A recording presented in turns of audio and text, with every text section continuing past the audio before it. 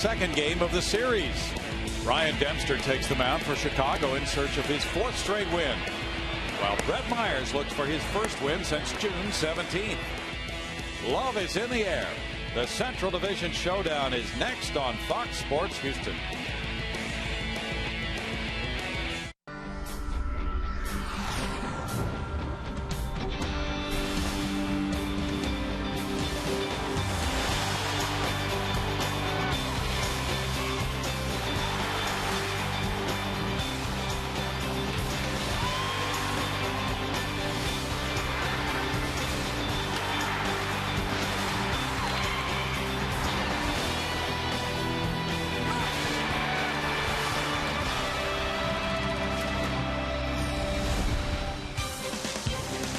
Live from Minute Maid Park in Houston, Texas, Fox Sports Houston brings you Houston Astros baseball.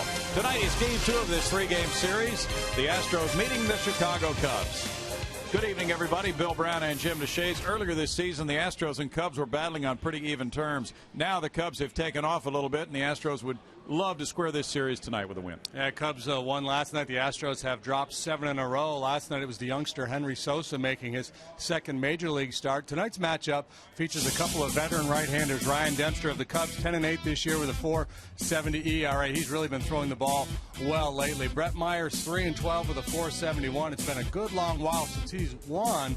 2 of his 3 wins this year have come against the Cubs, and he's been really good against them in his career. He has a nice long winning streak against them. Tonight he tries to stop his losing streak. And Ryan Dempster has had it going lately. The last 4 starts very strong for him. It's the Astros and the Cubs in just a moment.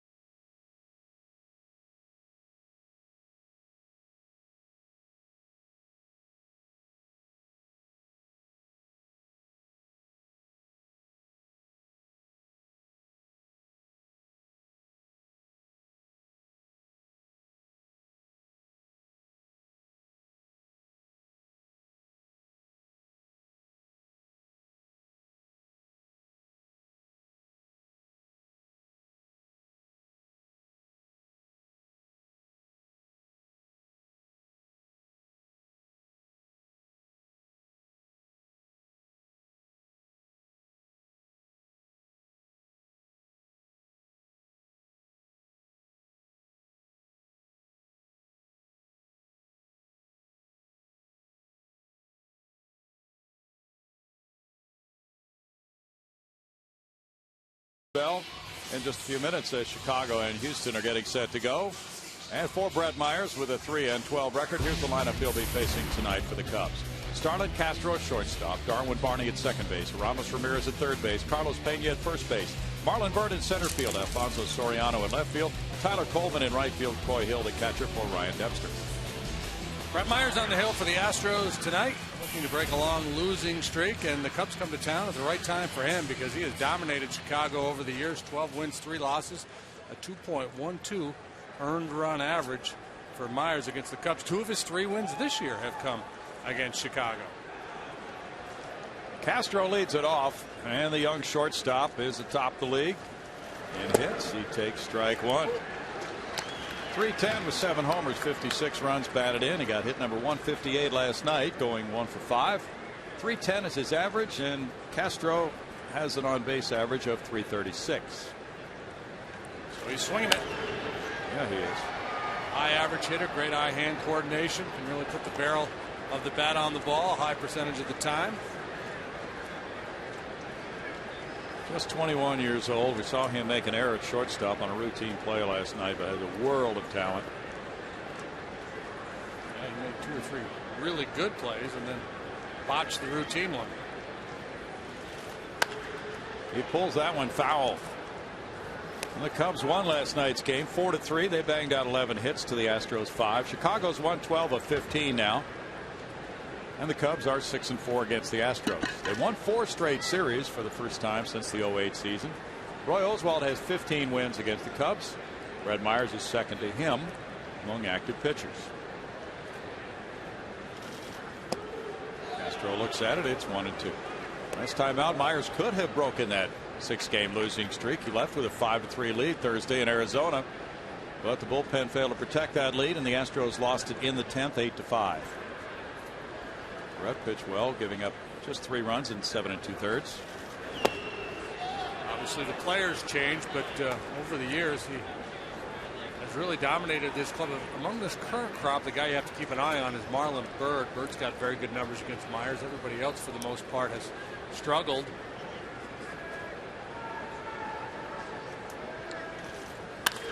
Up the middle, and that shoots on through into center field for an opening single for Castro.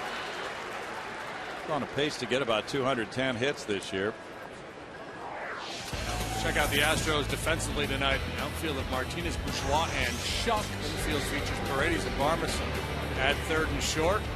Big and Little over on the right side. Quintero behind the plate. Big and Little on the right side. I like that. Darwin Barney, 290, 1 homer, 35 runs batted in. Coming up next. 0 for 4 with a walk last night. Runner takes off for second, and the ball's bounced foul. Mike Quade putting a runner in motion. As Barney, a good contact hitter at the plate. He knows that Myers is not a guy who overpowers hitters, doesn't get a lot of swings and misses with an overpowering fastball, so he feels comfortable playing a little hit and run, counting on Barney to make contact. Is Castro capable of stealing a base as well? Quite possible he was running and Barney just happened to be swinging. Could be. Laces that one to left center field. Bourgeois over to make the play on one bounce. Castro into second. Back-to-back singles by Castro and Barney. Ramirez coming up now. To find a Brett Myers loss against the Cubs, a game in which he started, you have to go back to May of 2005. He lost to them once in relief in 07. But every decision, as a matter of fact, every game he has started against them since August of 07 has been a win for his team, including 7 W's for himself. Strike 1 to Ramirez. Ramos on a 5-game hitting streak with 21 homers, has a 10 for 43 career performance against Myers with a couple of bombs. Last night he had 3 hits and 5 at bats. Triple plays in order. Ooh. Milwaukee turned one last night. Oh, they did. Yeah. Got a play at the plate for the third out as Prince Fielder threw home for the tag play. Ooh. She tried to hang in there and make a play, and ball got her. She's okay. All right. Toughing it out. Yeah. She got smoked. Ooh. Up and in a ball. It's 1-2.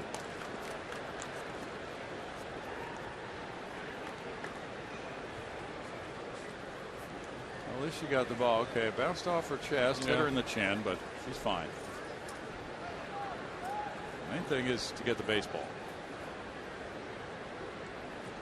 Myers' last win came in Los Angeles. It was June 17th.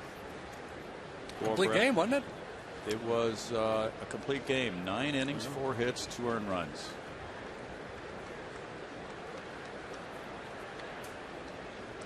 At home this season, he's 1-7.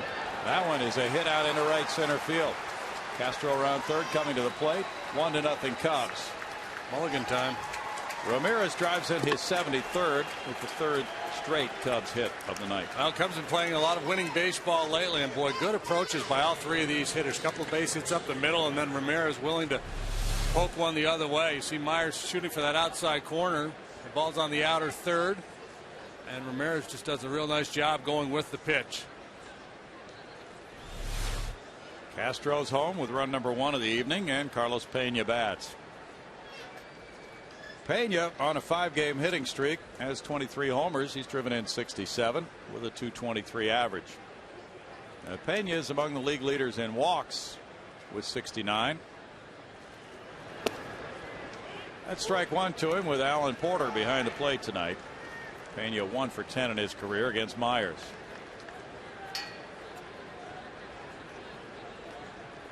Day baseball tomorrow, 1:05 start here. That game is on May 20. Bud Norris and Casey Coleman will pitch. It's a 1-ball, 1-strike count. Last night, Henry Sosa started for the Astros, going 6 innings, absorbing the loss, giving up 4 runs. He'll be up again on Sunday at 1:05 in the finale of this homestand against the Giants. Jonathan Sanchez is down to start that game for San Francisco, but he left the game in the 3rd inning tonight for the Giants in Atlanta with some sort of an injury.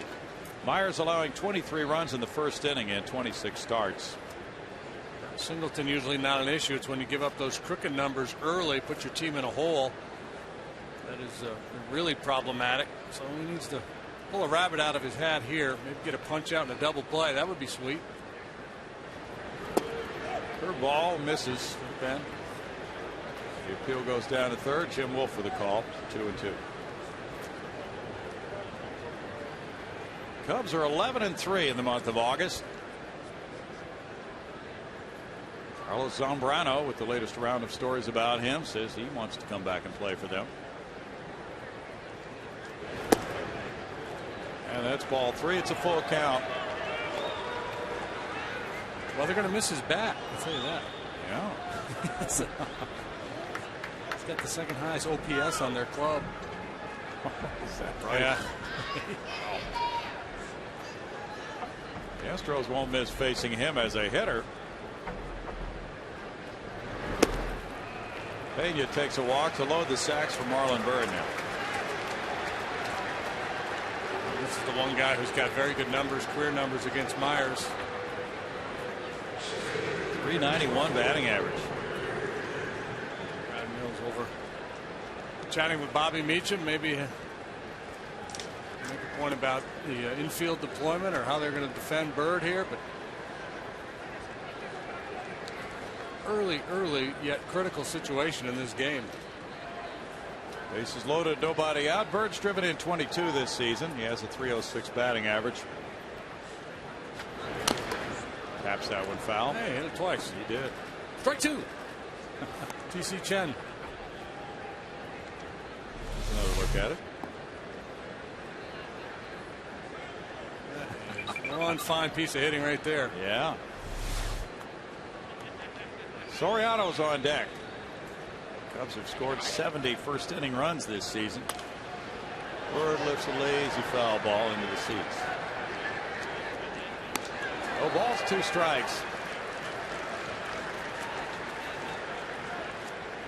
Marlon's been through that serious injury. That's why he's wearing that particular type of batting helmet, protecting his face after getting hit in the face with a pitch earlier this season.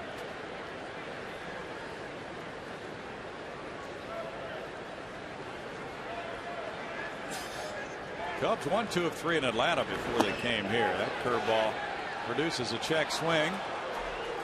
Ron Culpa with a call. It's 1-2.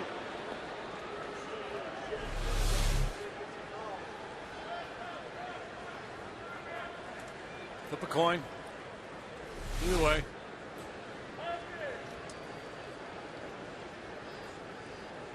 Bird was drafted by the Phillies in '99. He's about to turn 34 in 2 weeks. That pitch outside makes it 2 balls, 2 strikes to him now. Bird was a 4-time All-Star in the minors, but he had 3 leg surgeries. He lost a couple of years of professional baseball before he arrived on the major league scene. First arrived with the Phillies in '02. Same year Myers broke in with the Phillies. Bounce to shortstop. Barmas with a backward flip and on to first in time for a double play. And the run scores to make it 2-0. Backhand flip there from Barmas to Altuve. They made a strong throw to lead to double up Bird, who does not get an RBI with the run scoring. Cubs get their run, but this is a trade the Astros will gladly take to get 2 outs and try to clean up this inning. Very close down there at first base. No argument from the Cubs. You see, Barmas wanted to charge it, but then had to back up to get the hop. Good quick turn by Altuve. So close at first base. It really was. To the naked eye, as if he had beaten it. Alfonso Soriano, 247 with 20 homers, has driven in 58. He's on a 7-game hitting streak. Fouls it away for strike 1. Soriano with a big grin. Soriano was not in the starting lineup last night. Reed Johnson played left field. He is 6 for 33 against Myers with a 182 average, including 3 homers.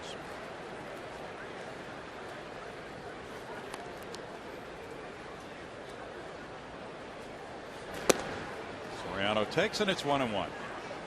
Soriano, a difficult guy to figure if you're out on the mound because he swings at all kinds of pitches. And he makes contact with all kinds of pitches. He swings and misses a bunch too. He strikes out a lot, but he'll hit pitches way up, way down. Right down the middle. Yes, it was. Looks like he's crouching a little bit more in his stance.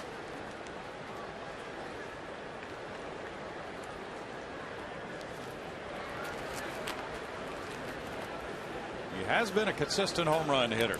Strikeouts have been high for Soriano throughout his career. Rarely walks. Pulls this one on the ground, backhanded. Jimmy Paredes with a strong throw across to Carlos Lee, who puts the tag on him.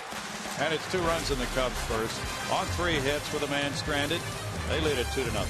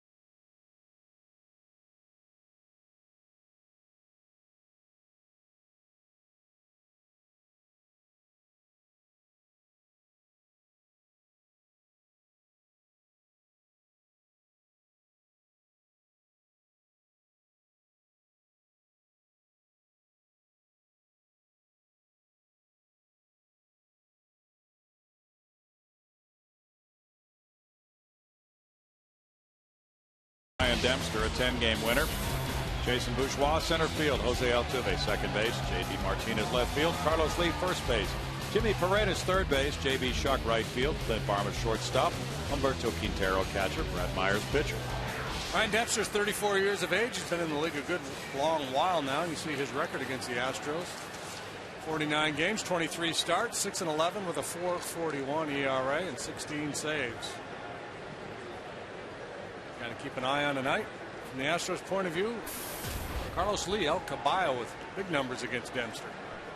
305 for Bourgeois, 1 homer, 13 driven in. Strike one to Jason. Before the game last night, he received the Heart and Hustle Award. He was 0 for 4 in the ball game. That one's in the air, foul, and it's no balls, 2 strikes. Then after we left last night, the action really got fast and furious with signing draft choices. And the Astros signed their first and third round picks very late last night. The deadline was at 11 p.m. Central. They were able to get that done right before the deadline. 2 minutes and change. Was left on the clock. Yeah. Wow. 1-2. First rounder George Springer will be here Friday, the 11th overall pick, an outfielder from UConn. Got $2.5 million. And Jack Armstrong, his father, pitched in the big leagues, got $750,000. Both those signing bonuses significantly above the recommended slot number from the commissioner's office. This is where the focus is for the Astros, developing the farm system. So it's worth it to throw a few extra coins their way. Hopefully it pays off. Can't be scared. Got to go out and do it. 3-2. They'll both be headed out soon. Last 3 starts have gone very well for Dempster, and they've all been wins. He got off to a very slow start, but turned his season around. Watch out. Leadoff walk. That was nowhere close. Defensively, the Cubs set up this way tonight. Soriano, he can be a bit of an adventure out there and left. Bird and Colvin cover center and right. Ramirez Castro, we told you about him, capable of the spectacular, but he's made 20 errors this year. And Barney and Pena on the right side. Pena is very, very good at first. Coy Hill, veteran backup, is behind the dish tonight for Mike Quaddy's club. Jose Altuve was 0 for 4 in last night's game. He starts tonight at 320. He's driven in 5 and scored a dozen runs. And also way upstairs, as the last pitch to Bourgeois was from Dempster. It's 1-0. Dempster features a fastball, 92 miles an hour, slider, and a split finger pitch.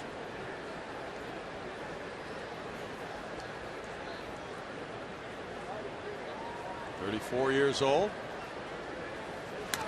Throw goes over to first. He has dealt with a lot of bases on balls in his career. 54 walks this year in 147 1/3 innings.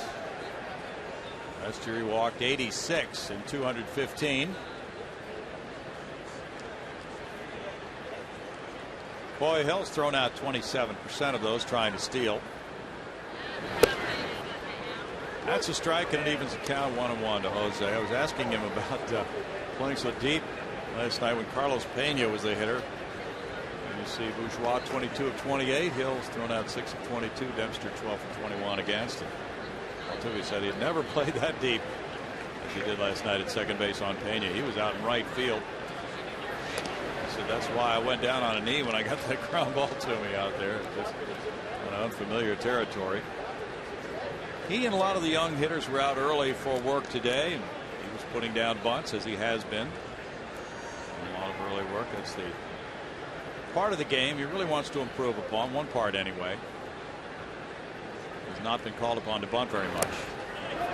Hill can't corral it. Pops up in the air, and Bourgeois is wild pitch to second base. 6th wild pitch for Dempster.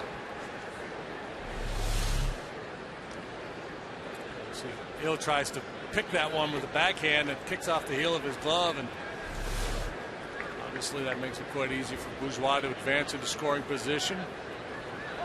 Altuve up there with a 2-ball 1-strike count. His mission just changed a little bit. He's probably thinking more about the right side now. And they work on these things in batting practice every day with Mike Barnett. Typically first time in the cage, first round, it's a couple of bunts, then get him over, get a ground ball to the right side, advancing that runner to third, then try to hit a sacrifice fly, and then 6 or 8 swings, whatever it is, and out you go. And the hitting groups of typically 4 guys. 4, maybe 5. I was noticing today Mike Barnett said to Altuve, the usual situation, runner at second, nobody out. Altuve put a bunt down the third base line. Practiced 2 things, advancing the runner to third and also worked on his bunting at the same time.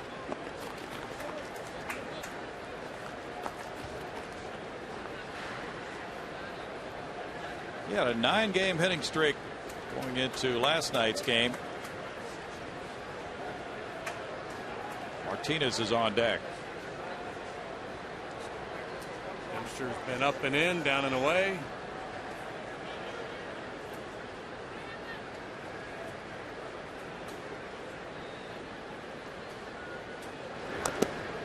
Foul ball. Spoiled a good pitch. Sure did. Dempster has that split finger pitch that can be a very good one for him. He was drafted by Texas in '95 in the 3rd round, traded to Florida in '96. He moved along to the Reds. Cubs signed him in '04. He's been with them ever since. He had Tommy John surgery. Been on the 60-day DL that year. He's from British Columbia. That'll advance the runner. Darwin Barney throwing to get Altuve. Bourgeois to third, 1 out.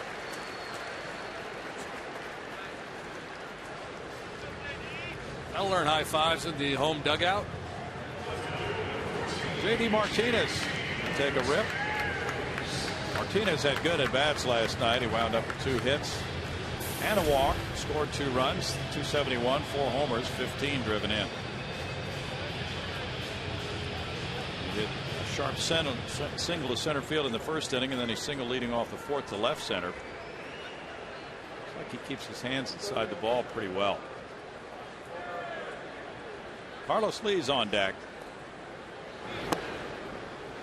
That strike 1 is Dempster. Brings it down and into it. Diamondbacks got a run in the 2nd. They lead the Phillies at Philadelphia 1-0 after 4.5 with Josh Colmeter on the mound.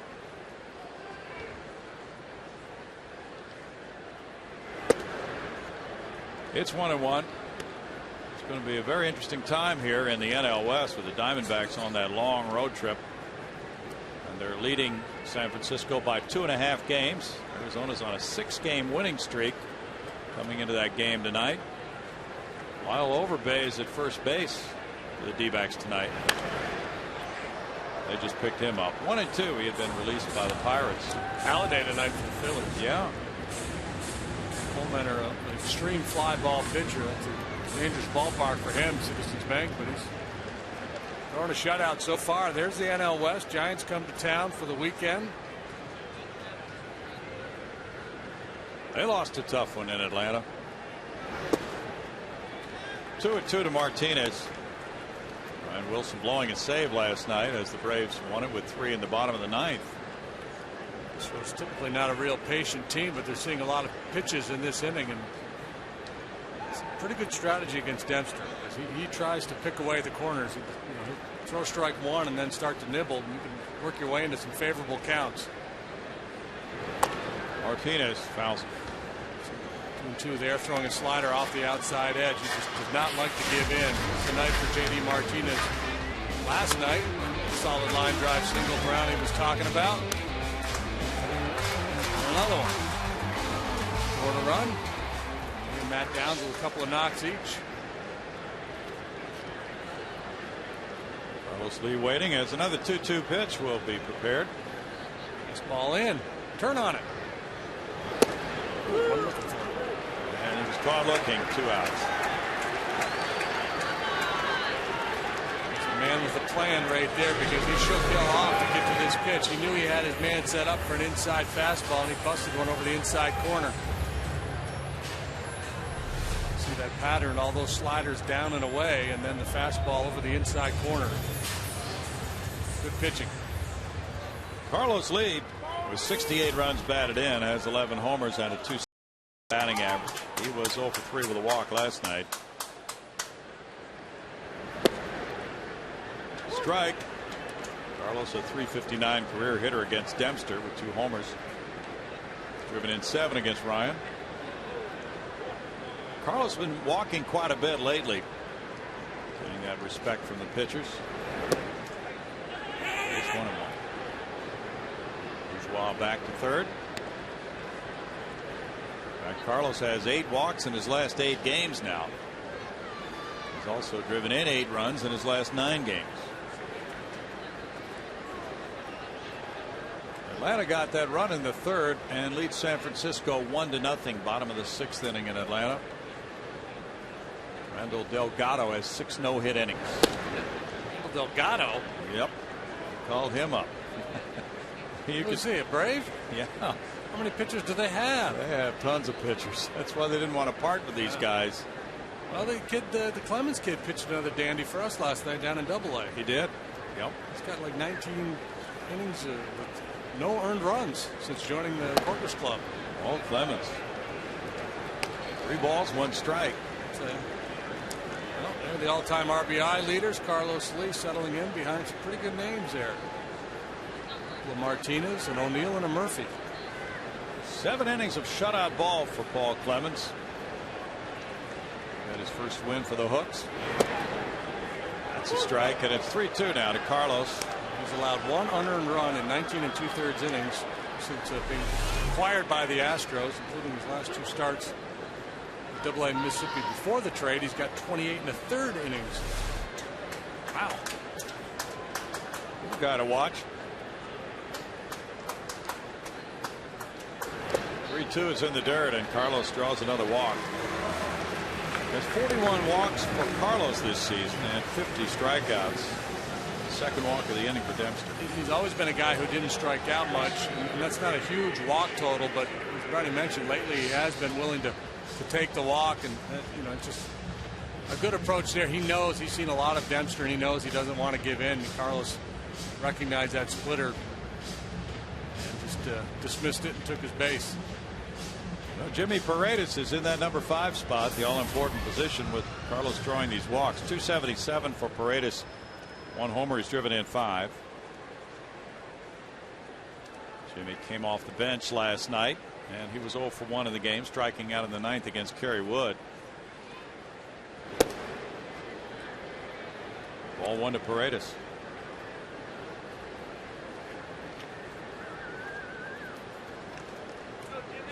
The Braves called up lefty Mike Minor several days ago. Now it's Randall Delgado pitching for them tonight.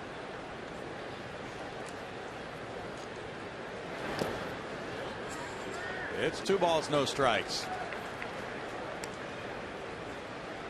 They are really dipping into their farm system for those pitchers they did not want to part with in a trade, and you can see why now.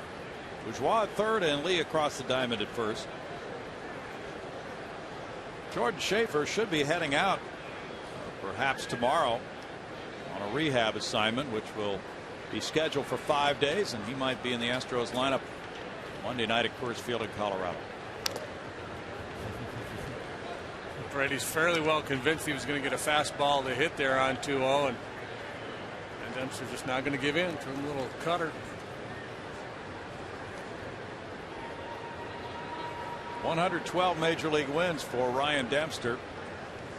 Last year he was 15-12. Missing there. He falls behind 3-1 now. Paredes in a favorable spot.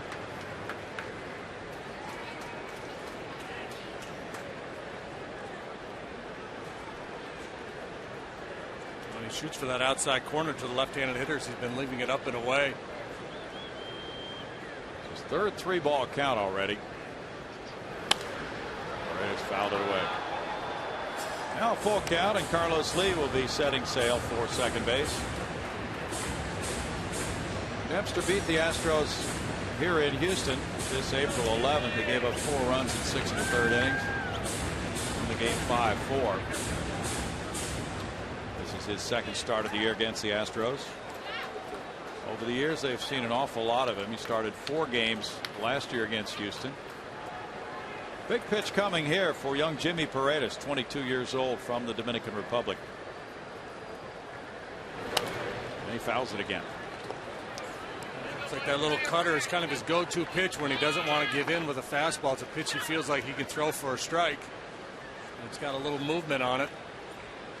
If he feels like he's got a hitter in definite swing mode, I think he'd be more, especially a left-handed hitter, he'd be more inclined to throw the split finger pitch. That may be what he comes with here.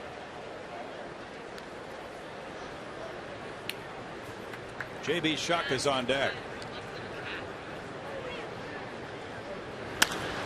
Paredes in the air, and the left fielder Soriano goes back into the corner, watches it bang off the wall, and now one run is home. Bourgeois. Carlos Lee comes to the plate. Castro with a throw, Hill with a tag, and he's out to end the Astros' first inning. Paredes bangs one off the wall and left, gets an RBI double. Hill with a tag on Lee to end it, and it's one run on one hit. The man left as Soriano gets an outfield assist. Castro with a strong throw, 2-1 Cubs.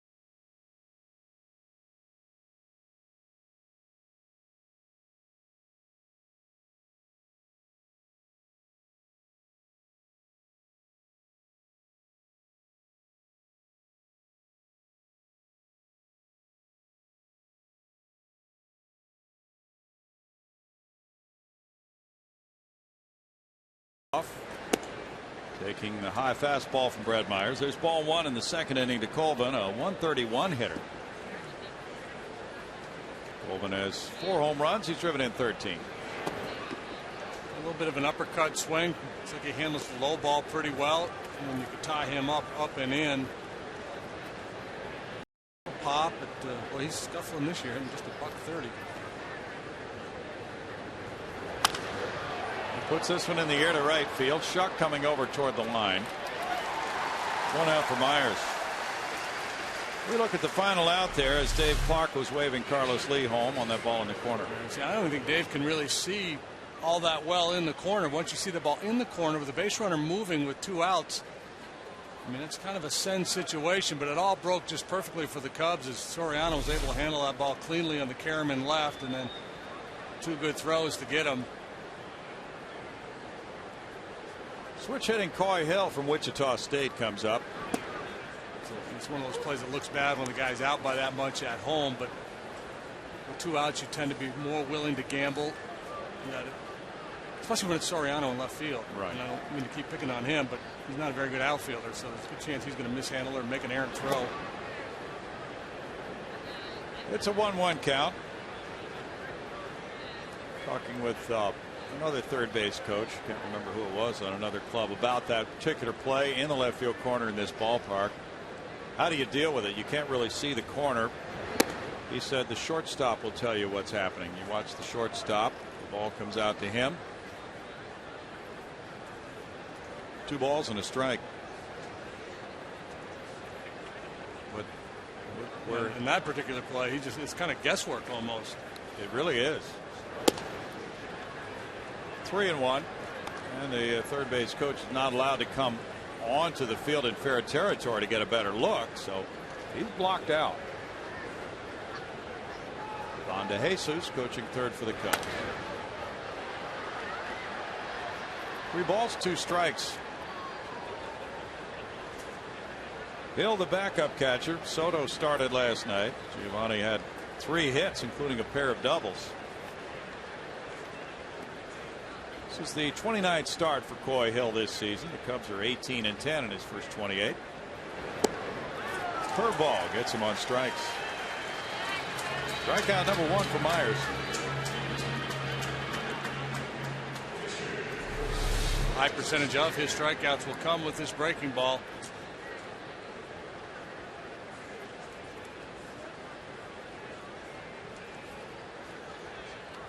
Ryan Dempster comes up with 3 hits and 41 at bats this season.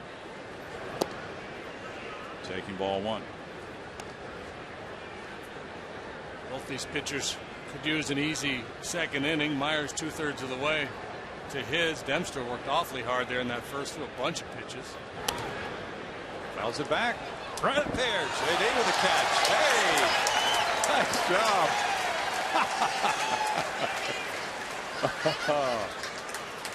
Caught it with the bare hand. Nice. Still got it, Browning? Yeah, you do. You'll never lose it, pal. I think that's the first one you've ever caught up here. We never get foul balls up here. No, we don't. You get a thank you from that person you tossed it to down there. I had a lot of pressure to get the ball. 2 balls, 2 strikes now. Or Myers. Yeah, to get him up here in this booth, it has to be just the perfect trajectory, and there aren't that many hit like that. It's the perfect height over the screen, and then just enough to get it back this far. Oh, a late swing at the curveball and a strikeout. Myers has a 1-2-3 second. We have a happy fan down below with the souvenir, and it's 2-1 Cubs.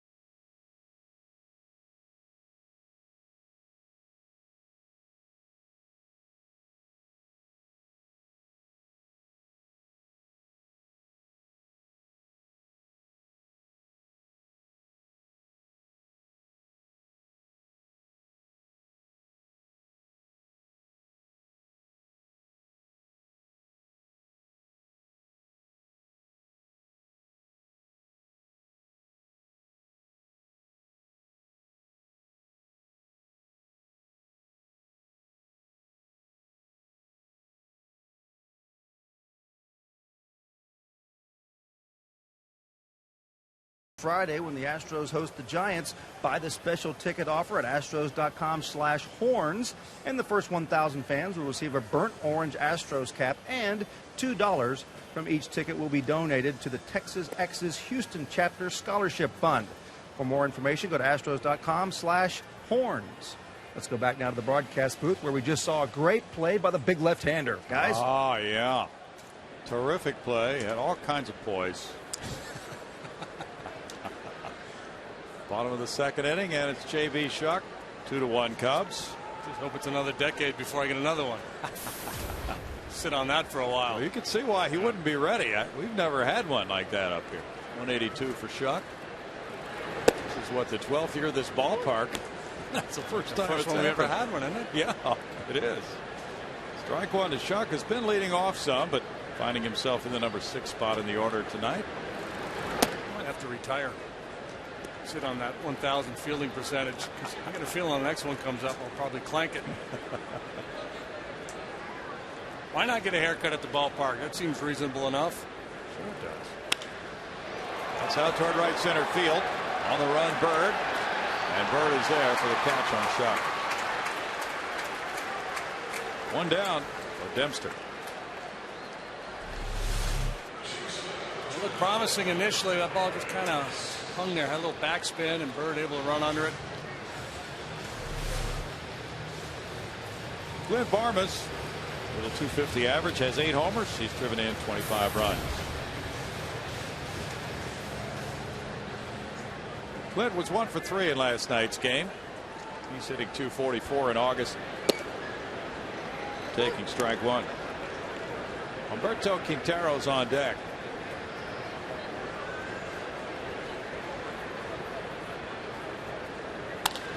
He rips that one, diving Castro. Can't stop it. It's a single on through to left field. Well hit by Barman. Good swing of the bat. 1 out of 3 last night with a double.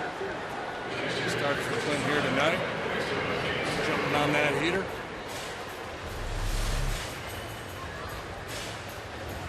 Castro, very athletic, quick off the mark, and almost made a spectacular play. Sure did. Humberto Quintero, as you see Castro on Fox Mo, laying out for it. Just about got a glove on it. Quintero had an 11-game hitting streak, but went 0 for 4 last night. That was the longest streak of his career. Myers is on deck. That's ball 1. Phillies just got 2 in the 5th to lead the D-backs now 2-1, bottom of the 6th inning. Shane Victorino hit his 13th homer. Roy Halladay's on the mound.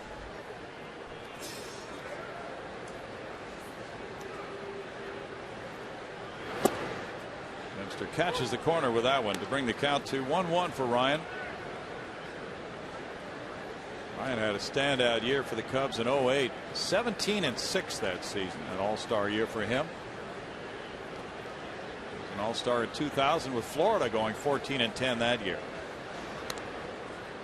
Jay Happ is pitching tonight for AAA Oklahoma City. And Happ has pitched a couple of innings, giving up 1 hit and an unearned run. 33 pitches, 19 strikes. That's his second minor league start since being optioned to the Red Hawks. Fouled away. It's a 1-ball, 2-strike count. And with Henry Sosa down to start again on Sunday, not sure when Jay will be returning. The weekend rotation will be Wandy Rodriguez and Ryan Vogelsong Friday night, Jordan Lyles and Madison Bumgarner Saturday night, and then Sosa and Sanchez down to work Sunday. But Sanchez left tonight with an injury for the Giants.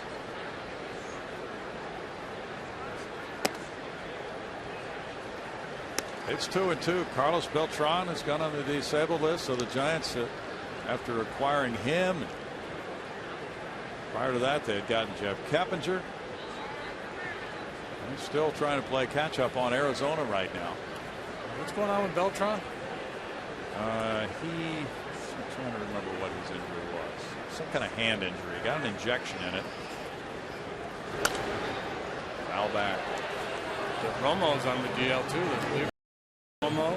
Right, he's been their top right-handed setup guy. They are a banged up bunch. St. Louis and Pittsburgh are tied 3-3. They're in the last of the 6th inning at PNC Park. Albert Pujols hit his 30th. Andrew McCutchen, number 17 for the Buccos. Quintero sends it toward the right field corner. Colvin backing on it. 2 down. In an off year, Albert Pujols is probably going to lead the league in home runs. Isn't that something else?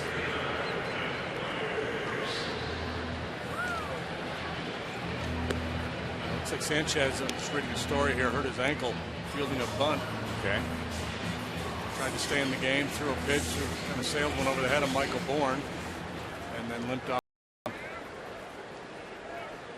Brett Myers with 6 hits and 45 at bats, carries a 133 average. Dempster delivers strike 1 to him. Washington leads Cincinnati 6-3. They've played 6 in our nation's capital. Mike Morse hit his 21st long ball. Ryan Zimmerman added number 7.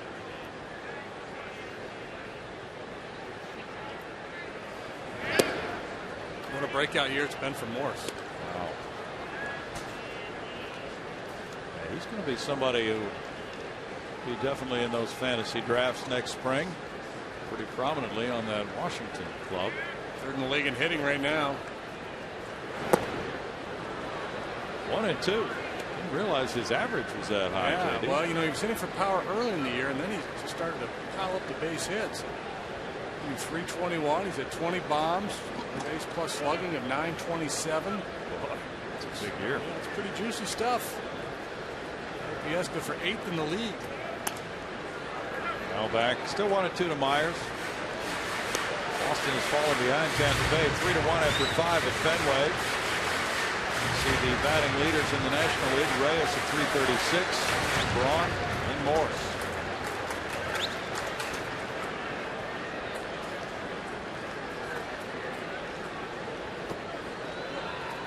It's 2-2 now to Myers. That's why out in L.A. they were talking about Matt Kemp as a possible Triple Crown winner. He's hitting 320. So he's got a shot to run down those guys immediately ahead of him. It'd be tougher to catch Reyes, but Reyes is hurt. May end up not having enough at bats to qualify.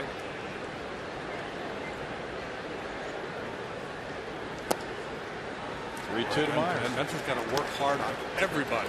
He's not getting any easy outs. Pitch count is already 49. Usually after you work that hard in the first, you come up, you got the back of the batting order coming up, the bottom of the order, you kind of feel like you can blow through them. 3-2, 2 outs. Armas takes off. Myers strikes out. That's number 2.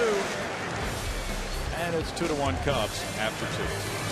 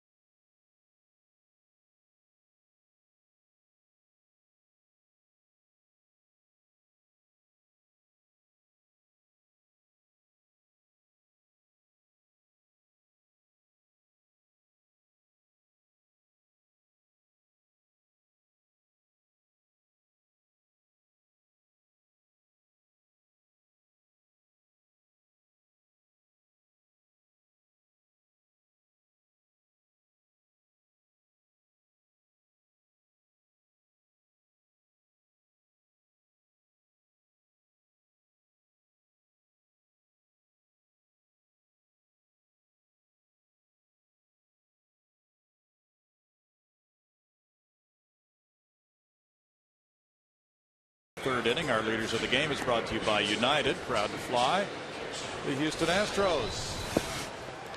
Since 2008, Brett Myers is 7-0 against the Cubs, one of only 2 pitchers undefeated against the Cubs. In that space of time, Chris Narveson is 6-0 against the Cubbies.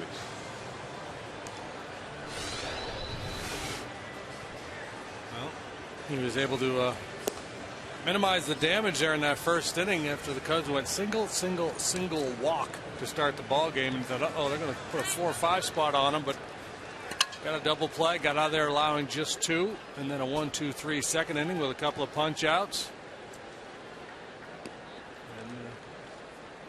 And it's been fairly typical of Brett this year is to have a little bit of a bumpy ride in the first inning, then settle in there and hang in there and take it into the 6th inning or so. And then that's kind of what determines his night ultimately, is if he can make it through those middle innings without giving up one more crooked number. Castro jump-started the Cubs offense with a leadoff single and came around to score. There's strike one to him. Last year, more times than not, way more times than not, he was able to do that. This year, it seems like they get that second bite out of him.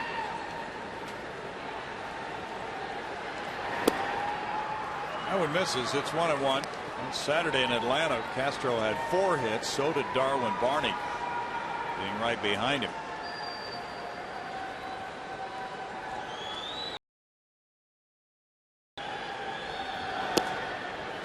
Takes that pitch for ball 2, and it's a 2-1 count for Myers.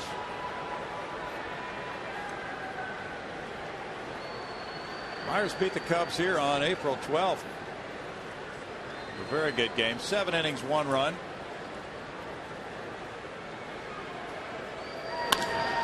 One hits for center field. Bourgeois backing. Heading strongly for the hill. Now turning and makes a good running catch.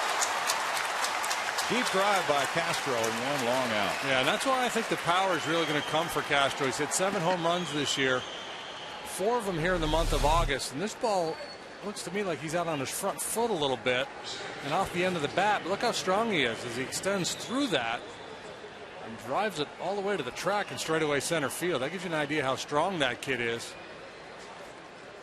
And that would be off the wall in a lot of ballparks. About 400 feet to that warning track or so. Barney, the batter. Strike one to him. He singled to left center in the first inning and came around to score.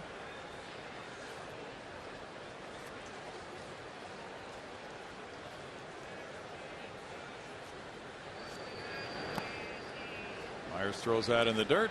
It's a 1-1 count. Detroit is shutting out Minnesota 5-0. They're in the top of the 6th at Comerica Park.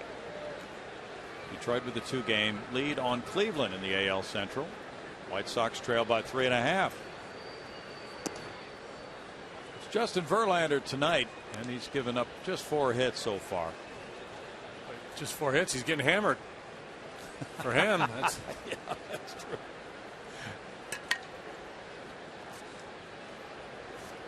Had a big smile on his face after Delman Young hit that homer right after joining the Tigers last night. Went back in the dugout. 3 balls and a strike. Big night for Jim Thome with the 2 homers. Yeah, that Thome can really hit. Strike, and it's 3-2. I don't remember seeing the guy's family greeting him on the field at home plate, but I like that touch. 50 pitches for Myers. Grounded to shortstop. Farmas takes care of it. 2 outs. Now Myers has really reversed it. It's been a crazy game for him. As you pointed out, the first 4 guys reached, then double play ball, and he's gone on a roll the other way. 7 in a row he's retired. Yeah, he does this a lot. And it happens to a lot of starting pitchers, especially guys who don't blow you away. They're not quite locked in with their location in that first inning. They give it up a little bit. On through. Varma's trying to backhand it. Failed to make the play off the bat of Ramirez.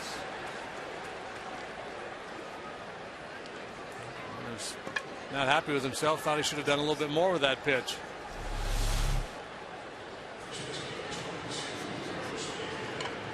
It's error number 11 for Barmas.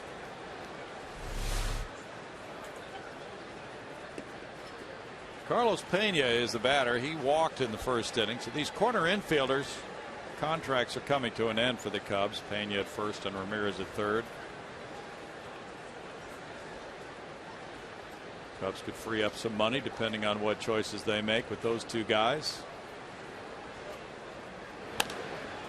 Fouled away. There's strike 1. They're on the hook for Zambrano's money for next year, which is what, around 18 million? 18 million, yeah.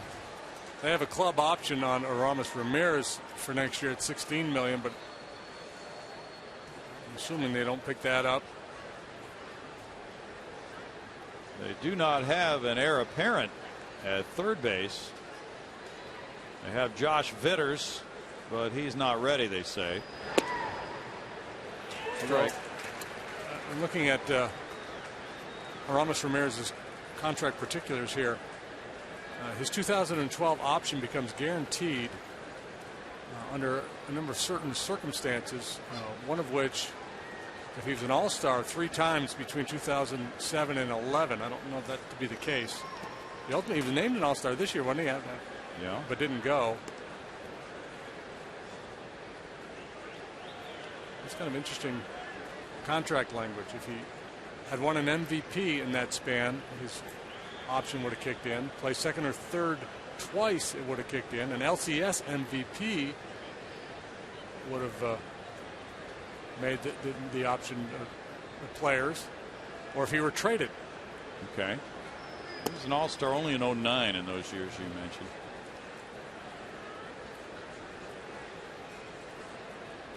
Two to Pena. Now Pena has done a nice job. They might want him back as well.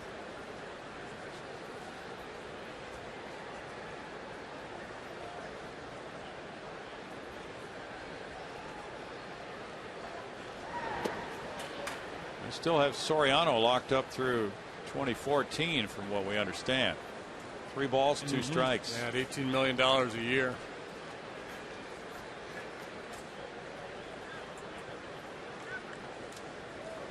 So that may affect how they go with Pena and Ramirez. The fact that they got the money committed to Zambrano and Soriano may force them to let those guys go.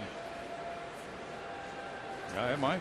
So they try to get a little younger. They got a lot of money there, though. It's the Cubs. Yeah. They're going, and it's tap foul. Speculation that there may be some interest in Prince Fielder on the north side of Chicago. Well, I would think there would be if they could afford him.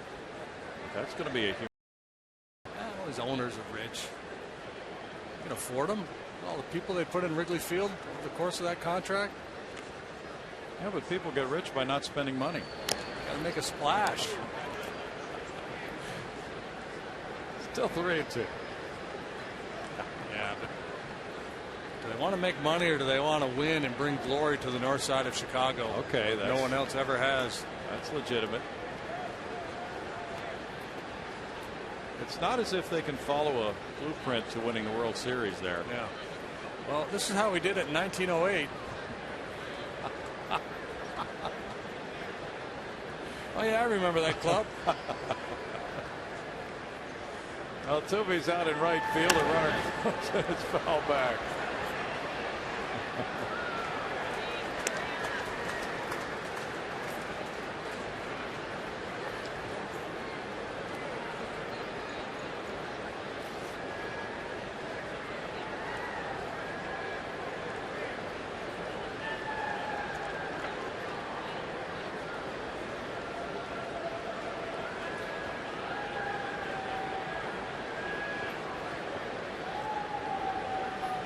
Set sail again, and it's ball 4 now. So Pena's drawn his second walk of the night, 71st of the season, and it's Marlon Byrd.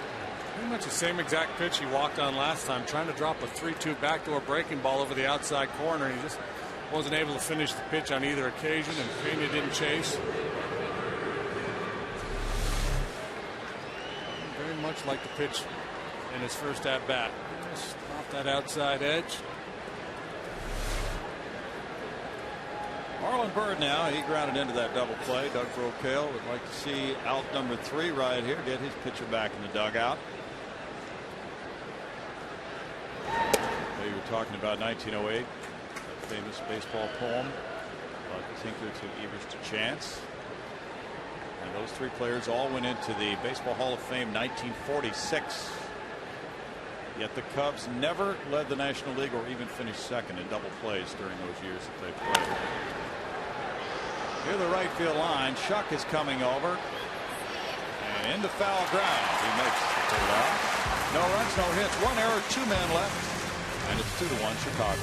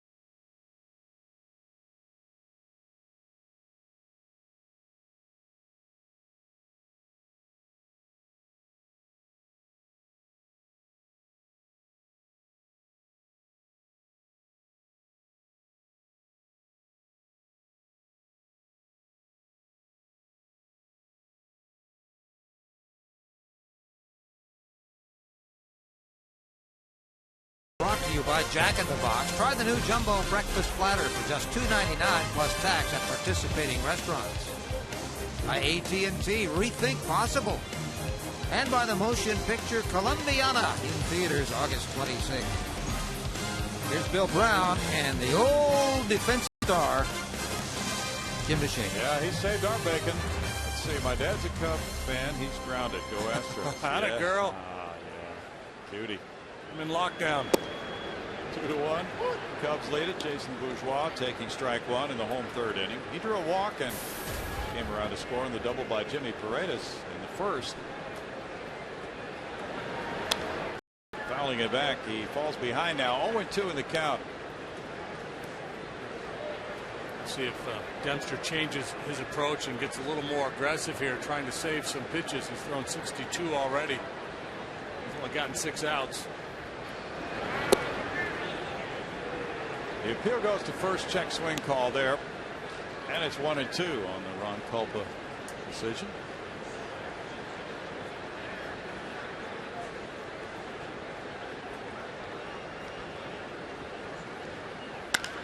Chopped, and there's Barney to his right. Going out Bourgeois, 1 out. Well, if that's any indication, indeed he is trying to be more aggressive. According to our Fox tracks there, all 4 of those pitches were in the strike zone.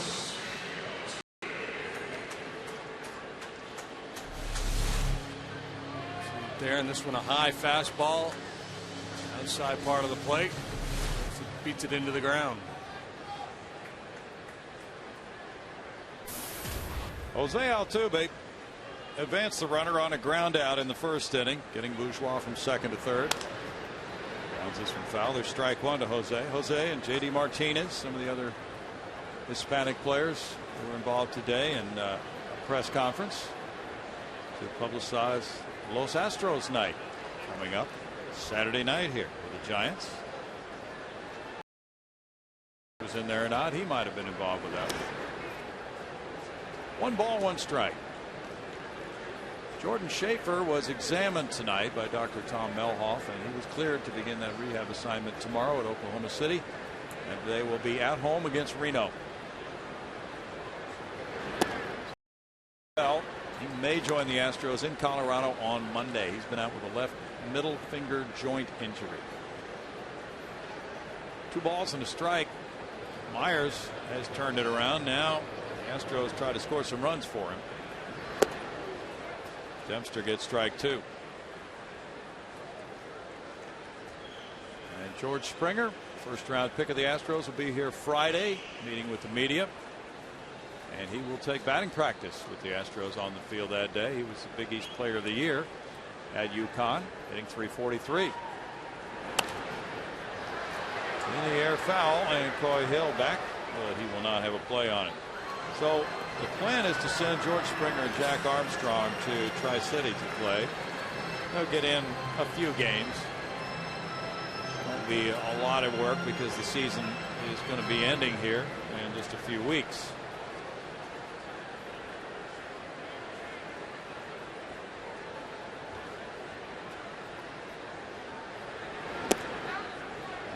Armstrong's been pitching in the Cape Cod League this summer. Right. Springer has not played since the college season ended. Astros are doing an instructional league again, are they not? Yes. So maybe go there and get some ABs. Not a bad thought. Off balance, he hit it off the end of the bat, popped it up. Ramirez there. 2 outs. That's actually a good place for a young player to get in some extra work if he hasn't had a whole lot during the season, and a good chance for the Astros staff to get to know him. Happy birthday. Lady with the funny hat and Cub jersey. Stylish looking glasses too. Hey, it's Paul Bykowski's birthday today too. Yeah. Happy birthday, Paulie. Jenny Watkins next door. She's working in the Cubs booth. The X-Man. Madonna is 53 today. You're kidding. Madonna's 53. Julie Newmar, Catwoman, is like 78 today. Killing me. 2 balls, no strikes. Did you watch the Batman show in the 60s? Yeah. It was Eartha Kitt and then Julie Newmar. Do you have a favorite Catwoman? Probably Eartha Kitt. She could really purr. She was the only Catwoman who could sing, right? 2 balls and a strike. And Anne Hathaway is going to play Catwoman in an upcoming Batman movie. Ooh. There you go. All you want to know about Catwoman. That'll work. JD fouls it back, and it's 2 balls, 2 strikes to Martinez. Cubs won the game Sunday in Atlanta despite the fact that they struck out 18 times and made 4 errors. The researchers have been working furiously. The last time a team did that and won a game, 69 Mets. There you go. Miracle Mets. Yeah. They're capable of all kinds of miracles. They sure were. They were capable of one on that day with 18 strikeouts and 4 errors. And the last time the Cubs team did that was back in 1900. Seaver probably threw a shutout that day for the Mets. He probably did. Fastball foul away. We had a question on the Astros live show about how many baseballs are used during a game. You called upon the inevitable source, Buck Kincaid. And he called me back after we did the piece because he talked to the Bat Boys and said lately we've been rubbing up like 10 dozen. Whoa. Strikeout. That's number 3. That's a shocking development to hear that 10 dozen figure. And it's 2-1 Cubs after 3.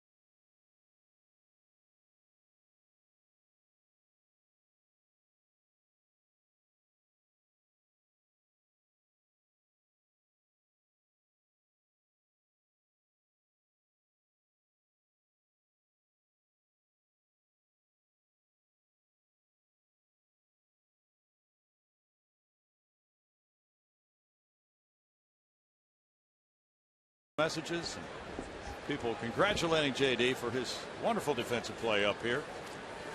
He saved many lives with that catch. Going to the 4th inning, and it's 2-1 Cubs, and there's the first pitch. Soriano taking ball 1. By the way, a lady threw those up for him. Okay. JD. I told her to come back next inning. Soriano grounded out.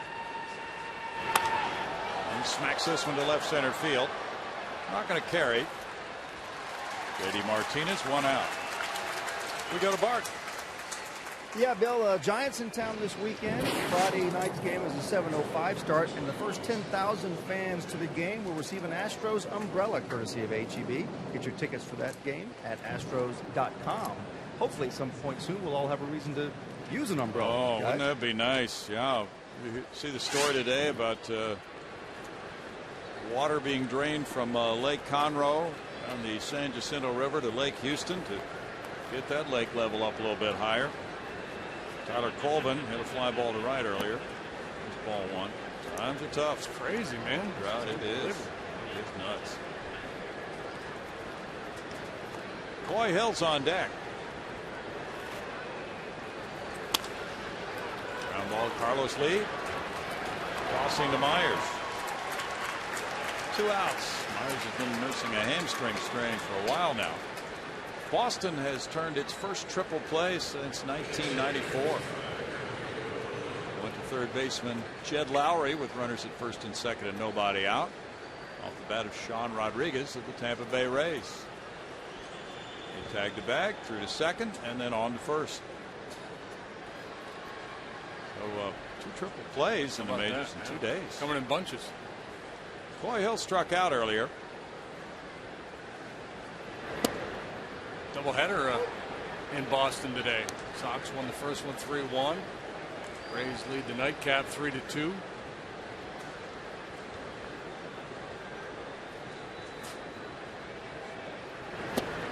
Big curve makes it 0-2 to Coy Hill.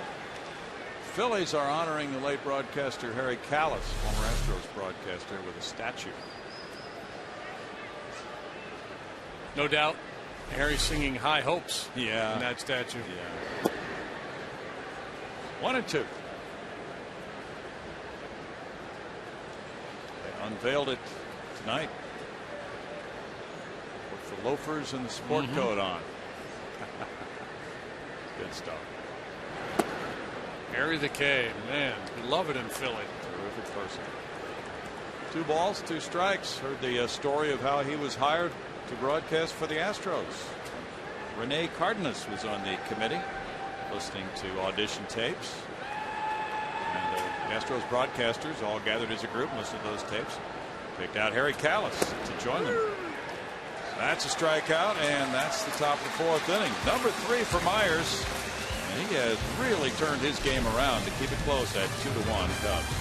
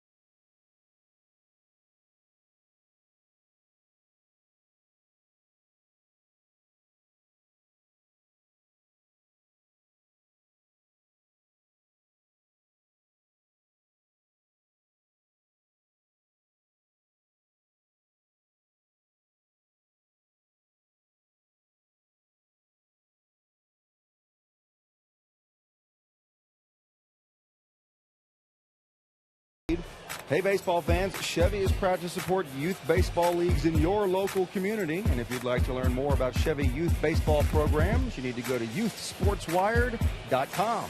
Bill, back to you. Some of those youngsters on camera might want to learn more about that. Thanks, Bart. It's 2-1 Chicago. Day game tomorrow. 1 o'clock airtime on My 20 for Bud Norris and Casey Coleman. Coleman actually is here, but the paperwork won't be performed until probably late tonight, early tomorrow morning to get him onto the 25-man roster.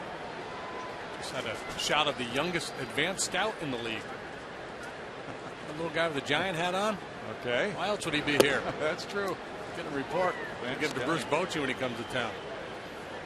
Yeah, he and Jim Riggleman will be meeting after the game tonight to collaborate on that report.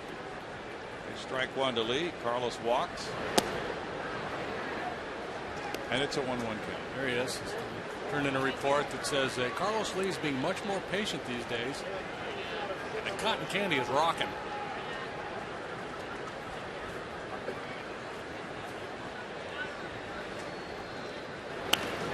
Cardinals fights that one off, and it's a 1-ball, 2-strike count.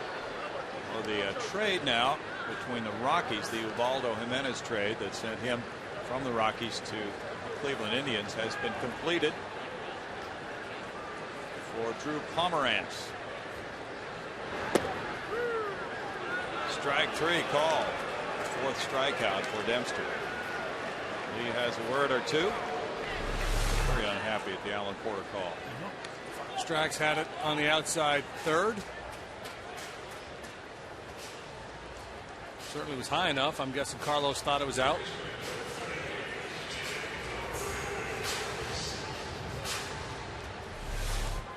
Jimmy Paredes hit that fly ball double into the left field corner, got an RBI on it.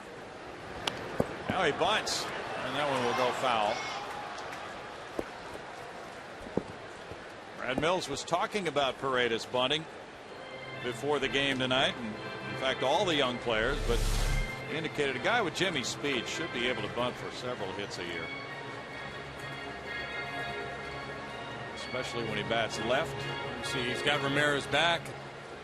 He's able to keep it fair. He's got himself a knock.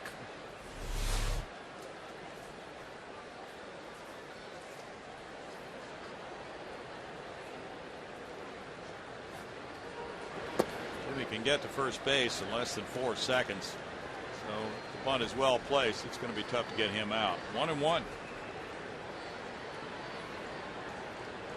Drew Pomerantz was officially named as a part of that Cleveland Rockies trade. Line drive up the right field line. That's a fair ball into the corner, and it bounces out of play for another double for Paredes. He went to the left field corner in the first inning, and now he puts this one into the right field corner for a 2-double game for Jimmy. It's 2 for Tuesday. Jimmy Paredes, RBI double, and now after thinking bunt, and again this ball is an off-speed pitch, little splitter. And he's out on that front foot, but able to keep the hands back. He's a strong kid, and he's only going to get stronger. That's 5 doubles for him in the major leagues. J.B. Shuck, the batter, he hit a fly ball to center earlier. Paredes has shown some pretty good pop. He had a .447 slugging percentage before this game. Inside ball 1 to Shuck with Barmas on deck. The reason that Pomerantz could not be officially named as a part of that trade is that he was drafted a year ago, and can't trade a guy until what, a year after. One calendar year, yeah, I think.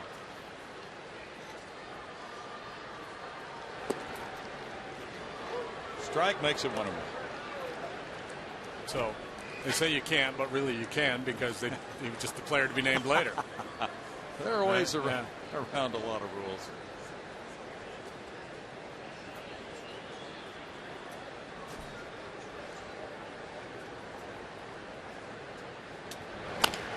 Shuck chops one to the right side. Pena tossing to Dempster, who gets there ahead of him. 2 outs. Paredes to third for Barmas now.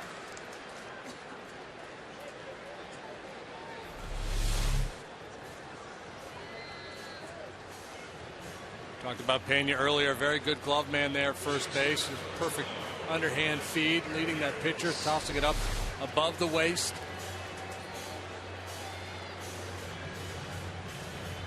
Barmas ripped a single past a diving Castro into left field in the second inning.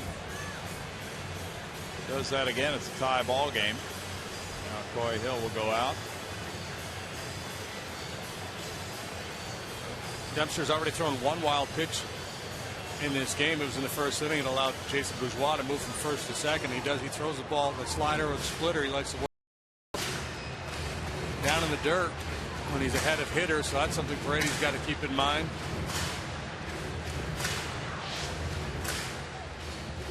Babe Ruth died at age 53, 12-time champion. Outstanding pitcher. It's also the anniversary of Elvis Presley's death. Isn't that something? A couple of kings. Yeah. Ball 1 to Barmas. Phillies lead it 2-1 at home over the D-backs. They're moving to the top of the 9th now. Roy Halladay still in there.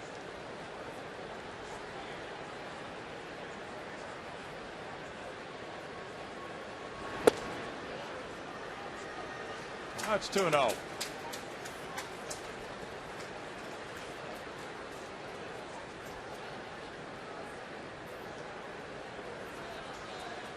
Giants and Atlanta Braves are in the bottom of the 9th inning. Atlanta batting with the score tied 1-1.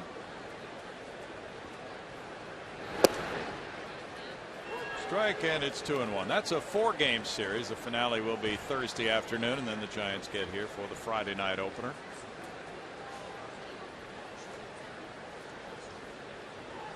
Kansas City 5, the Yankees 3. They've played 3 in KC. 3 balls and a strike now. Melky Cabrera probably enjoyed that home run trot pretty well as a Royal now against his former club, the Yankees. It was his 16th. Dodgers and Milwaukee tied 1-1. They're in the bottom of the 4th at Milwaukee. Pretty good whack at that fastball last time up. Bottom little slider there. Just hung on to the outside corner. 3-2 for Dempster now. Guy hit your fastball as well as Barmas got Dempster last time. It's not, doesn't mean you won't throw him another fastball, but you're hesitant to throw one over in a fastball count. 84 pitch coming. Ball 4. That's why that time he tried to overthrow it, tried to blow it by him, and didn't locate it. If you don't have confidence throwing it for a strike in that situation, you're probably better off going with a breaking ball. 3 walks for Dempster. Quintero, the batter, he fly to right at the second. 2 starts ago, Ryan Dempster had 6 walks. Still managed to win the ball game. Dempster's ERA on the road this year is 6.24.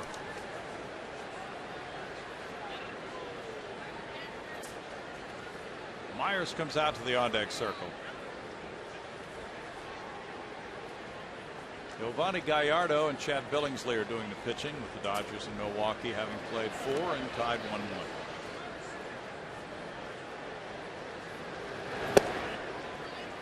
Strike 1 to Q. Q attacks that first pitch quite a bit. It's a situation as an 8-hole hitter. You should be looking to be aggressive. A chance to drive in a run with 2 outs and the pitcher on deck. You don't want to go up there flailing away at everything and just make yourself an easy out, but be looking to attack. In the dirt, he's called for a swing. So far he's got it backwards. He took that hittable fastball, then couldn't check on the slider out of the zone.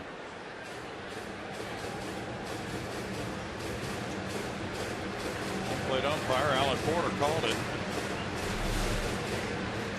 2 balls, 2 strikes. Just a really laboring 86 pitches. He's going to go way up here. And he gets a strikeout. That's number 5. No runs, a hit, 2 men stranded after 4 2-1 Cubs.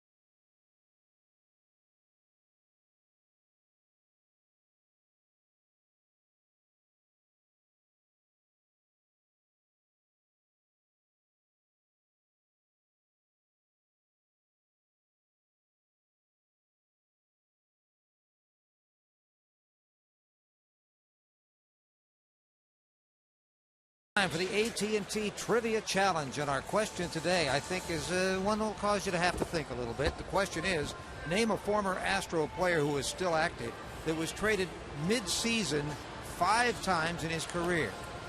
Which means, you know, being traded mid-season is somewhat rare, actually. And this one player was traded 5 times mid-season in his career. 5 times? 5 times. Boy. We're going to need some time on that, Greg. Yeah, well, he's as I said, he's still active.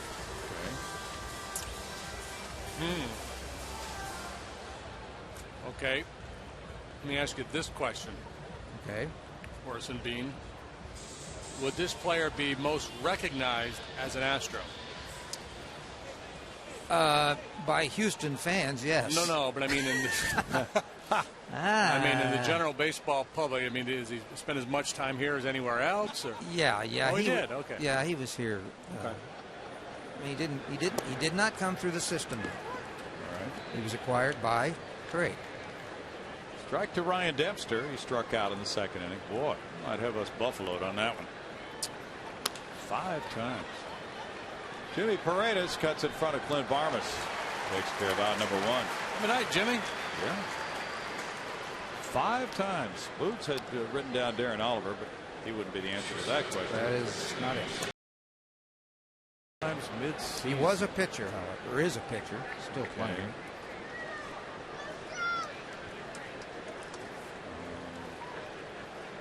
Not Trevor Miller. He was part of the. Well, he was part of a very famous moment. Very famous moment. Okay. So he gave up a milestone hit to someone? Nope. Boots, the opposite extreme. He was very, very good in that very big moment. Okay. Boots wanted Octavio Dotel, but. Is that your guess? No. It sounds like it. Sounds like a winner. Not yet. Oh, no. Well, it's too late. All right. You got it. With Dotel. You got it. He was traded in 2004, 2007, 2010 twice, and 2011 mid-season. But I'd say he was most famous as an astronaut. That one clue I gave you was because he had 4 strikeouts in 1 inning in that 6-pitcher no-hitter. Yeah, that's right. You're right. Good question. Now we'll make it official. There it is, the AT&T trivia question. The answer was Octavio Dotel, and all of those years that he was traded in mid-season. As I say, it's really rare. I can't ring it again. I got it put away. Sorry. Already? Well, I put it down here in the bag as soon as I had it. Well, because people are trying to steal it, so you have to. Well, yeah, don't know where it is. No. So, but anyway, you got it right. You heard it. We did. We heard that, ding. It's so big, I have to store it away. It takes a while to get it out.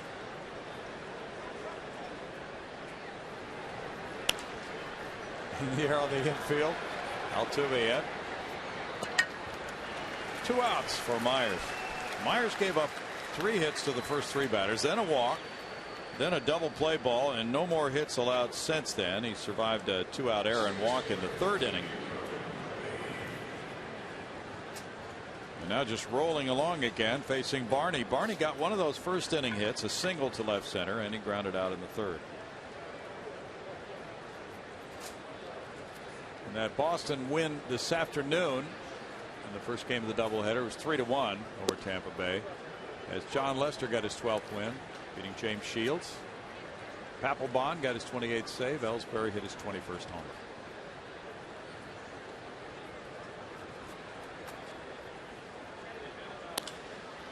Line drive left field, and that loops in for a hit. Martinez over, makes the throw back in, and it's a single for Barney. He's 2 for 3. First hit for the Cubs since the first inning.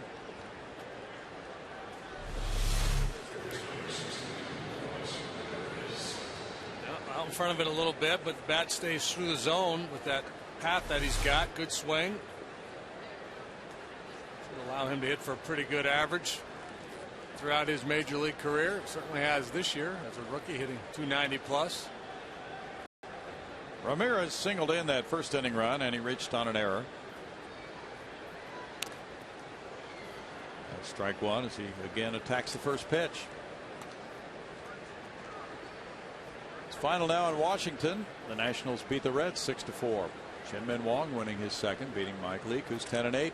Drew Storen got his 32nd save. With homers from Morse and Zimmerman.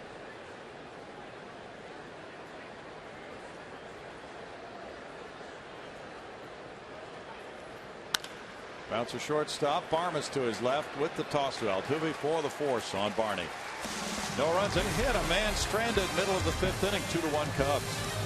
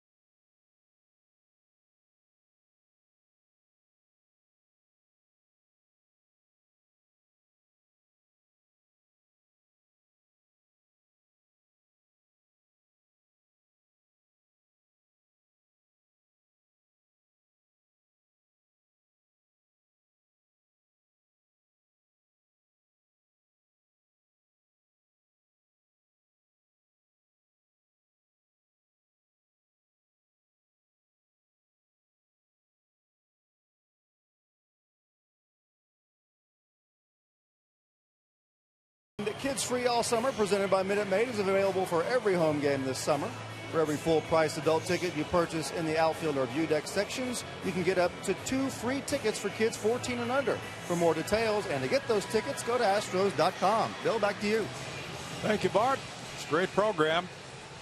A lot of these kids, of course, will be going back to school soon, but still there are weekend games. There are other selected games for those kids to enjoy.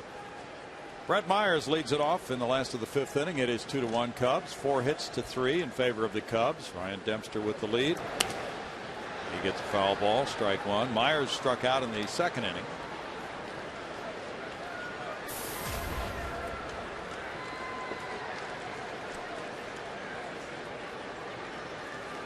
A lot of happy folks with these foul balls tonight. 1 ball, 1 strike. Looks like a seminal moment in their experience at the ballpark. And a swing there takes the count to 1-2 on Myers.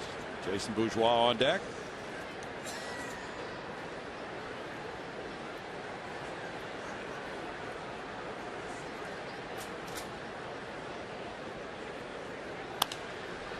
Soft pop behind second base. Barney's there, but gives way to Castro. 1 out. We go to Bart. Thanks, Bill. Following up on this stolen Bell controversy from when the Astros were on the road. If you're not familiar with this story, Bud Norris stole Greg's bell when they were on the road because apparently the bell annoys some of the players. Okay, but we have some fans up here who saw this on the air and they put this sign together. Give me your names, please. My name's Marion. And I'm Susan. And why the sign? Well, we want to get something started around here. Something fun for. So you're just starting trouble. Yeah, of course, we're troublemakers. I like it. And that's why we put you on the air. Now, for your effort, we have a Greg Lucas trivia question. Greg, you got that bell ready? Okay, I'm ready. Yeah. All right, here we go. Give me Greg Lucas's first paying broadcasting job. His first paying broadcasting job? Yeah. Time's running up. Time. 5 seconds. Oh, sorry, ladies. The answer is WFBM Radio in Indianapolis College basketball play-by-play. Is that right, Greg? Yeah, but how would they ever know that? You can't get the bell to ring. They on wouldn't. that. I completely set them up, but I was trying to get you to ring the bell. The bell rings only for correct Oh, answers. I went through all this for nothing. We Great don't- sign, ladies. This is big Say hi time to Greg. stuff. Hi, Greg. Hi, Greg. Hey, Enjoy your program. Tell them thank you for the sign and the support. He says thanks for the sign. Brownie, back to you. All right, thank you, Bart. Jason Bourgeois tried to check, and he went, striking out. That's out number 2, 6 strikeouts for Dempster. I'm not sure Alan Porter was going to call it there, but with Jason's body language, was figured out. He must have gone because he thinks he went. And he did. What a nasty slider that was. 95 pitches for Dempster. Altuve next. He's grounded out and popped to third.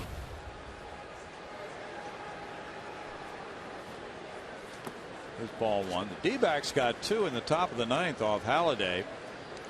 And they lead it now 3-2 with the Phillies batting in the bottom of the 9th. Halladay in 9 innings has allowed 8 hits, 3 runs, walking 1, fanning 14. Wow. But he could end up taking a tough loss. Sure could. Fly. Colvin waiting. 1, 2, 3 in the 5th inning. Dempster now has qualified for a win. That was Bud Norris, the bell thief. 3-2. 2-1 Cubs.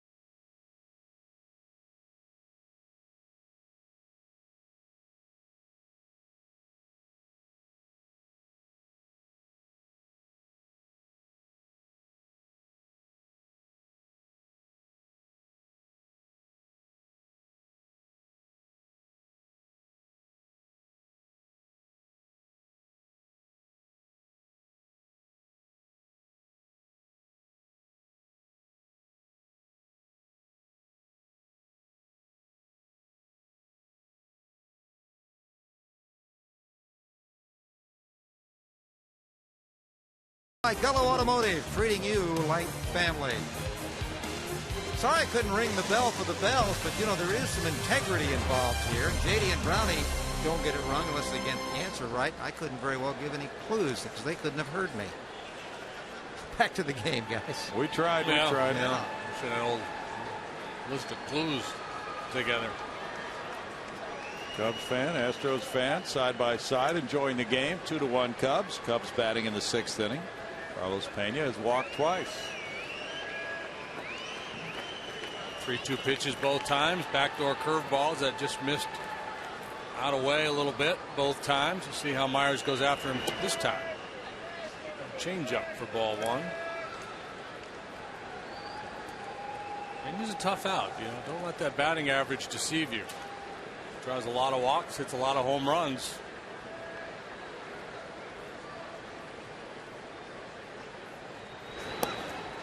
Checks a swing on that one. The appeal goes to third. No swing. Jim Wolf with a call, and it's 2-0. Pena was the 10th player drafted in the '98 draft by the Texas Rangers. Out of Boston University. Pretty good hockey program. You don't hear a whole lot about their baseball team. Terriers? Yeah. 2 balls and a strike.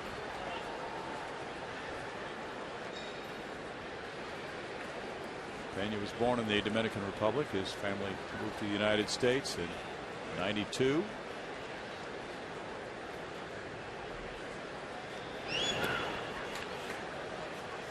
It's 3 balls and a strike now. Dodgers and Brewers tied 1-1. They're in the top of the 6th at Miller Park. 9 pitches in that last at bat, and you see number 9 out there. That was the curveball, the 3-2 pitch up and away. And this time he's thrown a couple of change-ups away. Curveball down. Hit to left center field and hit well. Extra bases in the gap for Pena. Bourgeois picks it up. Double for Pena. His 18th of the year. You talk about a hitter having a good game plan at home plate. Walking twice, this time 3-1. Gets a fastball out away from him and just drives it into the left center field alley. Myers really trying to limit the number of fastballs he throws Pena tonight. But after walking him on curveballs twice, figured on sooner or later I got to try a heater, and Pena was ready for it.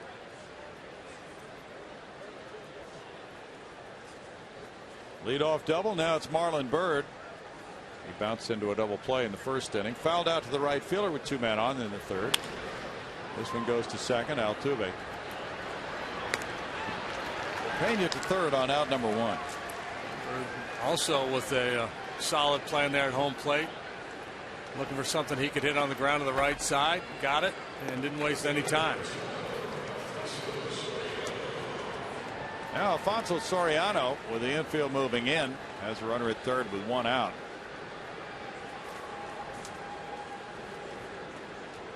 Soriano's the 3rd player in Cubs history to hit 20 or more homers in his first 5 seasons in a Cubs uniform. Hack Wilson did it. Andre Dawson did it.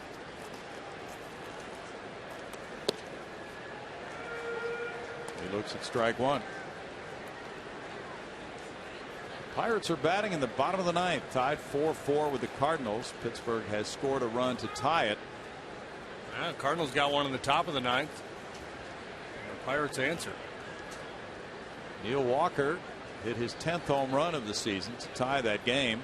Came off Fernando Salas, the Cubs closer. Cardinals got beat by the Pirates last night while the Brewers were winning, so Milwaukee got a 6-game lead into play tonight. Jay Happ tonight, 5 innings, 4 runs, 6 hits, walked 3, punched out 5.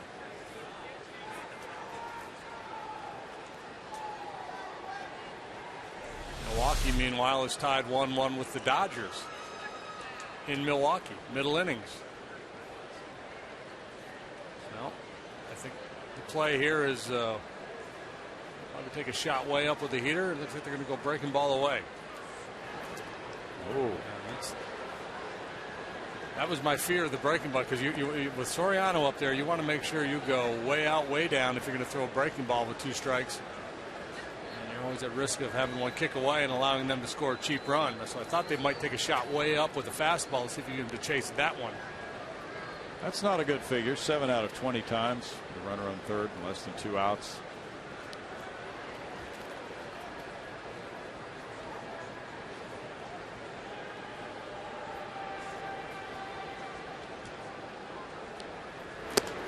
There's that fastball up. He's an impatient hitter, and in these situations, impatient hitters usually become even more willing to swing. Trying to drive that run home. Got the infield in.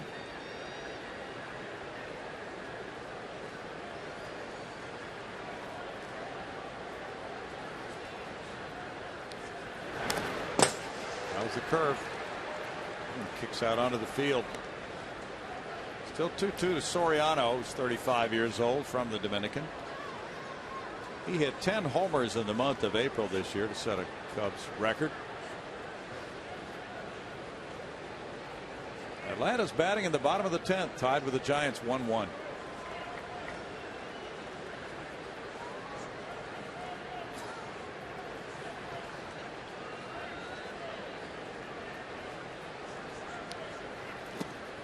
A lot of tight games around the league tonight, including this one. Well, this next pitch could be big for Myers. This one will be decided by the bullpens. Both these pitchers throwing a lot of pitches.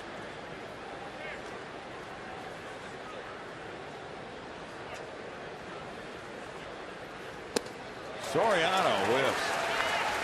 2 outs. 4 strikeouts for Myers. Now Tyler Colvin bats. Bird did his job getting the man over to third, but Soriano couldn't get him home. And Myers just reaching back and letting that one fly. They were trying to go away with the fastball, but I don't think Myers was thinking too much about locating there. He just wanted to put a lot on it and see if he could slip one by Soriano, and he did. Colvin is flied to right and grounded to first.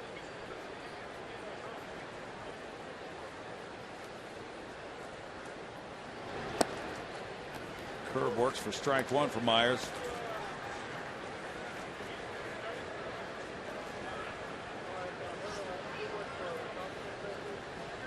This young man cannot be bringing a whole lot of confidence to the plate with him.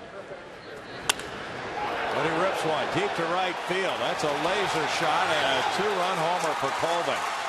4-1 Cubs.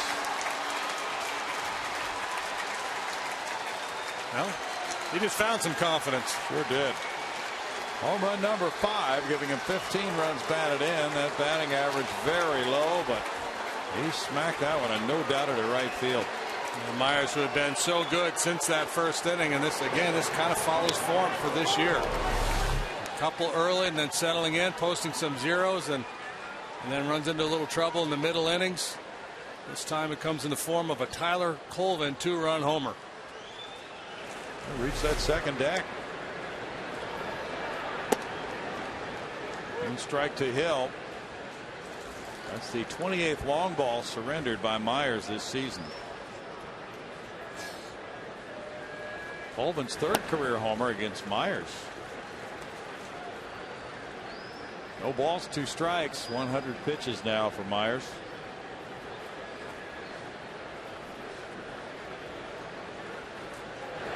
And the curve gets him a strikeout. The Cubs scoring twice on 2 hits. Strikeout number 5 for Myers ends the top of the 6th inning with a score of 4-1 Cubs.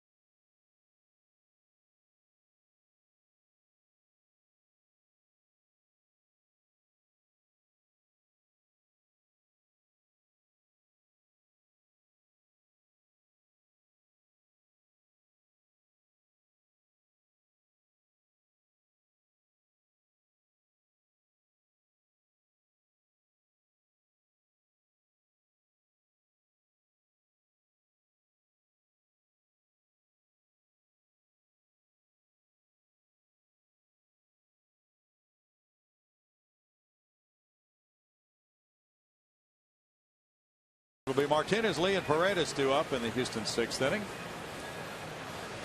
And we have game 3 of this series coming tomorrow at 1:05. That'll be Casey Coleman for the Cubs and Bud Norris for the Astros. That's a May 20 game. Check out the cheeks on that baby. Oh, yeah.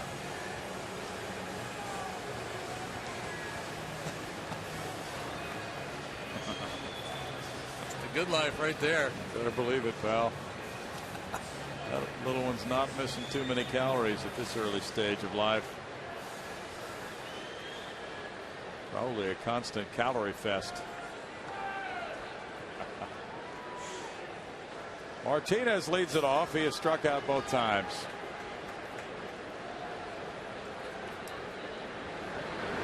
It'd be good to strike back right here, get a little something back off Dempster. This bullpen is a pretty deep one with a lot of firepower. Last night Kerry Wood got the save. Carlos Marmol needed a night off. He had worked 5 of the previous 6 ball games. Center field. Marlon Byrd waiting. 1 down. Carlos Lee now should get something to hit. He walked in the first inning and then struck out looking in the fourth.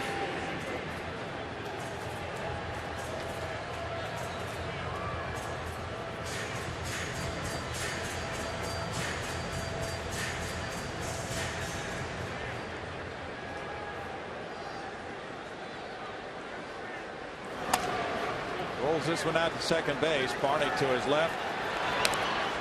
2 down easily here for Dempster, who's able to now plow on through the 6th inning. If he gets this next one, it'll be a 1-2-3 inning, and he's had 99 pitches right now, so 100 at the moment. So he's really caught up. He expended a lot of pitches early in this game. Yeah, and we're talking about how Brett Myers kind of following form tonight. He's had a lot of games, and we've seen Dempster over the years pitch a lot of games just like this one too, where throws a ton of pitches early and you think it's going to be a short night for him, but he manages to hang in there and take it into the 7th inning.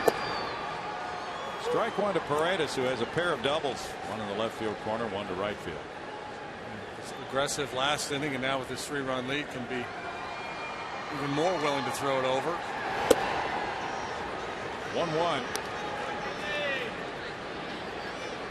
Albert Pujols, with his 30th homer tonight for the Cardinals, has set a major league record with 11 straight seasons of 30 or more to begin his career.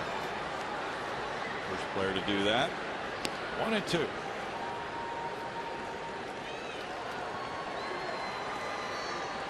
Pujols has 28 homers and 81 runs batted in at PNC Park. That's both personal highs at a road stadium for Albert. Fastball, strike 3 call. That's number 7. And after 6, it's 4-1 Cubs.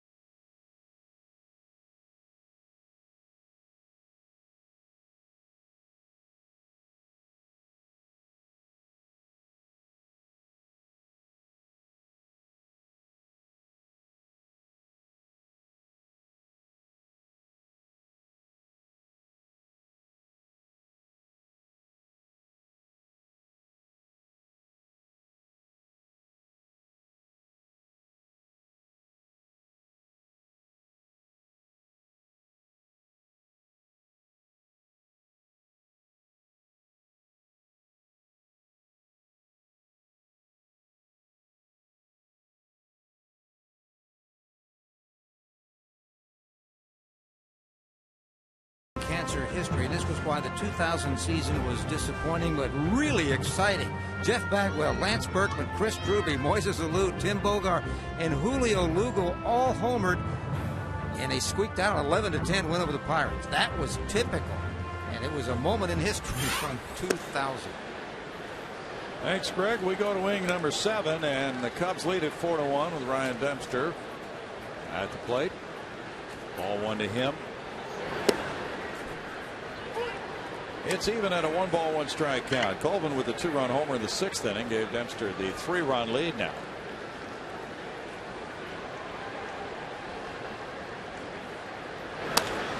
That's tapped to Paredes at third. The lead, one out. So for Myers here, working the seventh, doing his usual thing in the Astros rotation, going at least 6 innings. This is 55 of his 59 starts in his Astros career. He's gone 6 innings or more. As a starter, he has an active 10-game winning streak against the Cubs. Castro 1 for 3. Last major leaguer to start 11 consecutive games against the Cubs without being handed a loss was Randy Johnson. Oh yeah, he had phenomenal numbers in his career against the Cubs. Foul ball, there's strike one. Kind of like Oswalt versus the Reds. Yeah.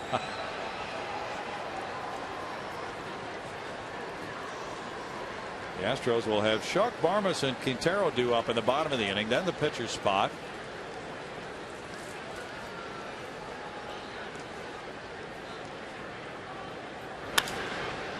Out to right field, backing up Shuck a few steps.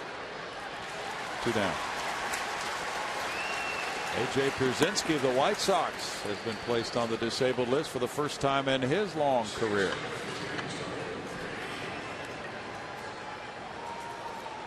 A catcher who plays a lot. Wow. And very durable. Good offensive player. What do you do? Pull a tongue muscle? May have. He likes to chirp. Yes, he does. Darwin Barney's 2 for 3. There's strike one. White Sox are winning without Pierzynski tonight at home against Cleveland. 5-2 after 5. Juan Pierre hit a rare homer, his second. One hopper, Paredes. In the 7th inning, Myers goes 1-2-3 through the Cubs, and it's 4-1 Chicago.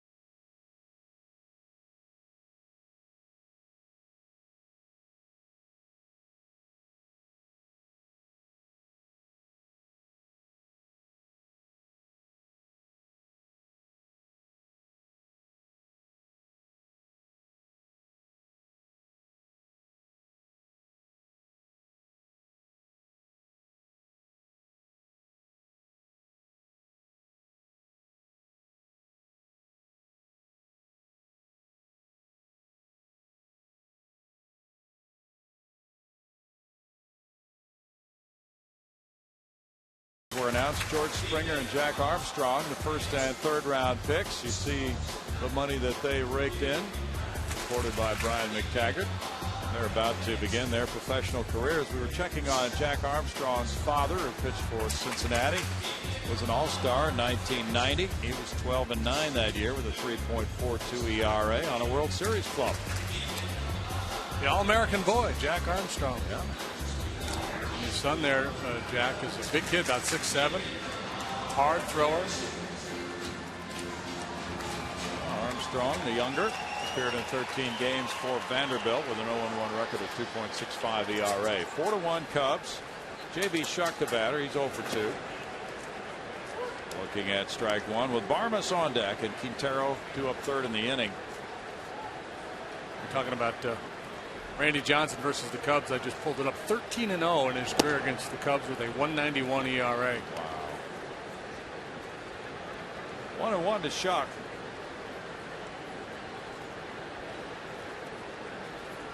Dempster's allowed only 3 hits.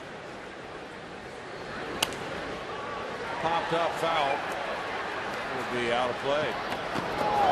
That was the fear coming out of that weekend series in LA where the Astros managed to score just the 1 run. Would there be kind of a carryover effect and hitters getting into a bit of a funk and maybe starting to press a little bit? I'm not convinced that that's what's going on, but you can certainly throw that out there. And what, 3 runs last night on 5 base hits.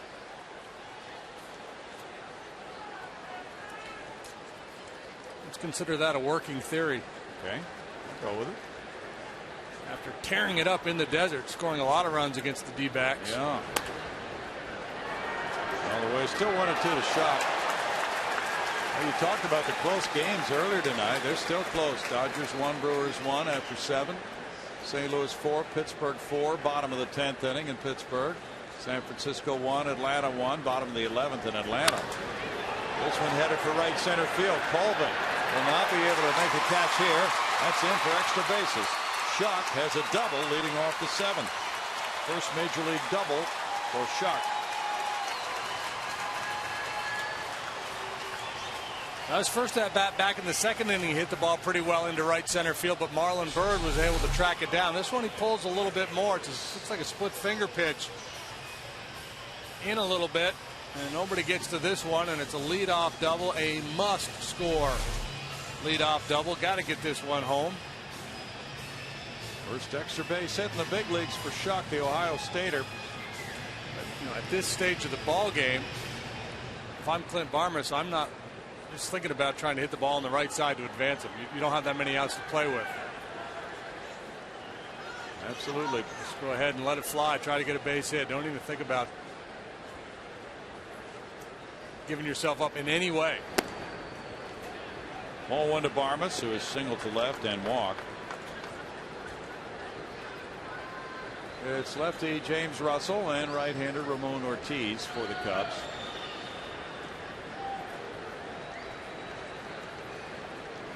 Kerry Wood got the save last night. As JD mentioned, Marmol was not available. 2 balls, no strikes. Sean Marshall, well, the entire Cub bullpen did a well of a job. 3 2/3 innings of hitless ball. Walking 1, fanning 4. Nailing it down for the starter, Rodrigo Lopez. Dempster, who was much more aggressive in the 5th and 6th, now after this leadoff double, working out of the zone the first 2 pitches to Barmes.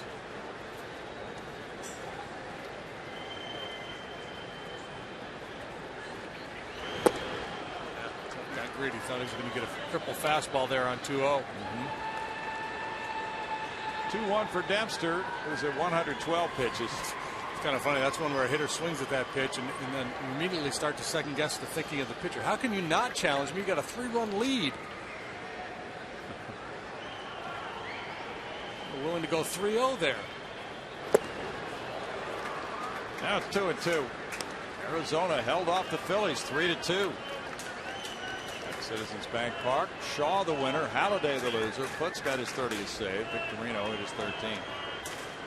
Halladay goes to 15-5 with a 2.53 earned run average.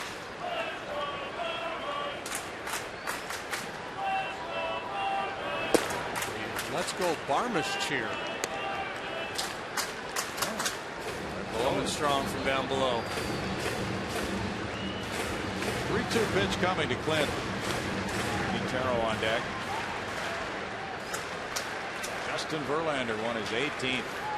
Detroit 7, Minnesota 1.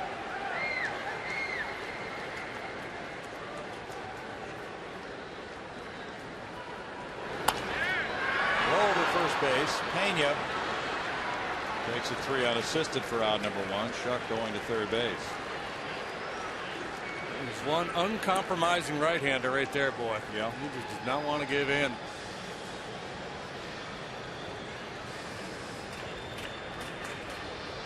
Coy Hill out at the mound. 115 pitches for Dempster. Quintero's next. Matt Downs out on deck to hit for Myers. You know what else happened on this date in baseball history? No. The great Lip Pike raced a horse. Lip beat him? He did. It was in 1873. He beat a horse? He beat a horse, yeah. Had a short lead. The horse was one of those trotters, and the trotter started to run, but Pike held on. He won in 10 seconds. Quintero hits it in the air to right. Holden with the catch and the tag and the throw on Shuck, who scores. Sacrifice fly, 4-2 game. And Shuck coming home. But after that leadoff double, the Astros have expended 2 outs to get him home. And now they'll go with a pinch hitter.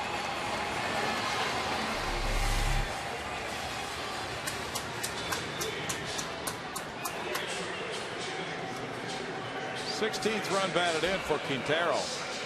And it'll be Angel Sanchez. In another situation, we'd be praising the execution. Got him over, got him in, good job. And ultimately, it could prove to be a very important run, but they're hoping for more.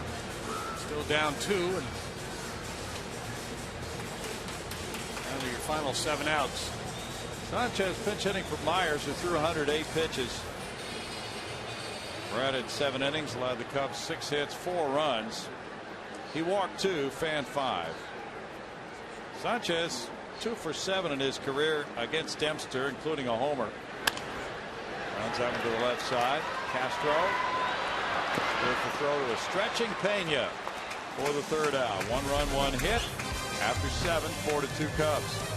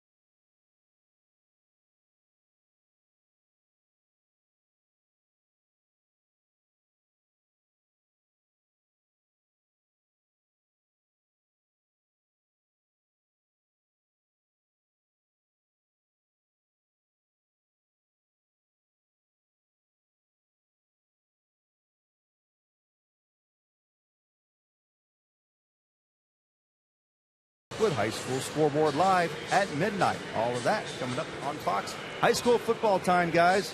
Exciting time of year. It really is. Thank you, Bart. This call to the bullpen now is presented by Verizon Wireless, bringing in Wilton Lopez after Myers went 7, giving up 6 hits, 4 runs. Walking 2, fanning 5, throwing 108 pitches. And Wilton with this score, 4-2 Cubs. Try to hold them at bay here in the 8th inning. Ramirez, Pena, and Bird due up. And Myers' effort solid again tonight. Certainly good enough to win on many nights, but now he's just hoping to get a no decision. Lopez has to deal with the heart of the order here. 3, 4, 5 coming up for the Cubs. Deal strike 1 to Ramirez, who had the RBI single in the 1st inning. He's 1 for 3. Saturday night in Los Angeles, Wilton threw a hitless inning.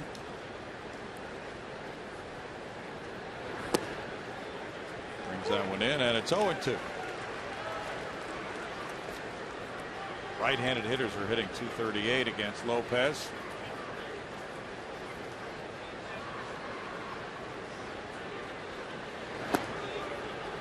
It's 1-2. Lopez, the type of pitcher who really likes frequent appearances.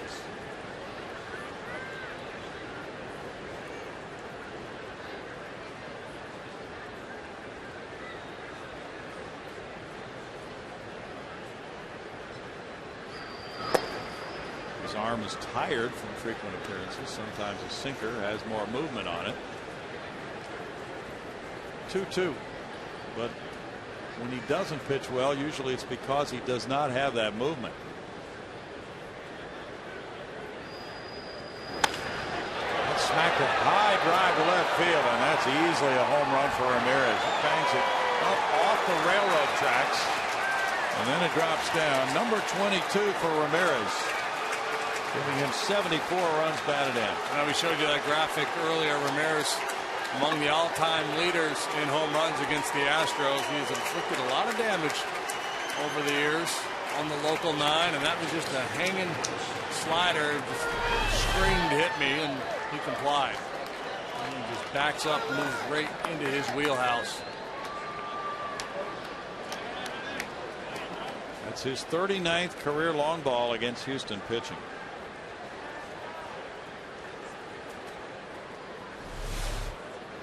Carlos Pena looks at it. It's ball 1 to him. He has 2 walks and a double tonight. That's a big fly there. On the tracks. Supersized.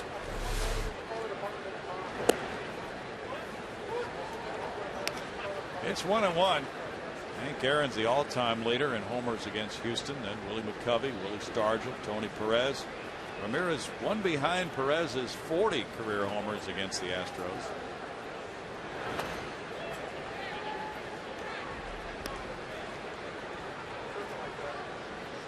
One and 2 for Lopez. Atlanta got a run in the 11th and beat the Giants again 2-1. Vizcaíno the winner. Javi Lopez lost it. Continue to struggle to score runs. Well, they sure do. They got only 5 hits tonight.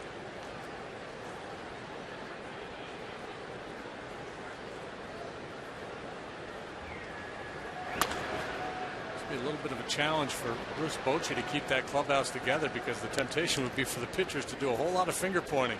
Yeah. Come on, boys, get us some runs. The Giants dead last in the National League in runs scored.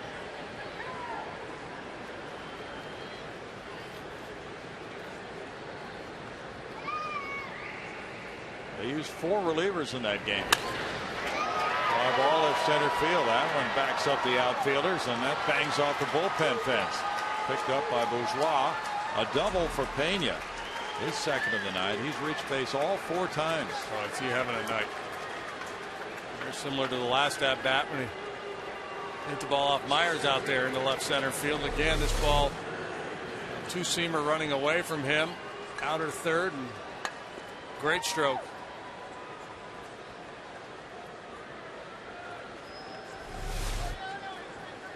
Gave that one a lengthy ride to left center. Back-to-back extra base hits now. Quintero at the mound before Marlon Byrd bats. He's 0 for 3. Giants have now scored 39 runs in 15 August games. Ooh. And tonight their starter Jonathan Sanchez left with an injury after 2 2/3. So that stretched out their bullpen. Escalona's warming up for the Astros in their pen. They're strike 1 to Bird. Randall Delgado had quite a start for Atlanta. 6 innings, 1 hit, 1 run. He recently came up. Aroldis Vizcaíno got that win. He recently came up from the minor leagues. Braves are using a lot of young pitching. Venters, Kimbrel, both pitching tonight. That's the shortstop. Barmas coming in. Makes that throw over to Lee. 1 out. Pretty impressive try there by Marlon Byrd. You could see he was trying to get the hands in to hit the ball on the right side again to advance Pena. for a veteran hitter who's 0 for 3, and his team has a 3-run lead, to still be thinking that way is just pretty impressive. A lot of times the manager would tell a guy in that situation, go ahead, go for yourself, try to get a base hit here. But you could tell he was trying to guide that ball the other way. Cubs have 8 hits. Soriano's 0 for 3. Strike 1 to him.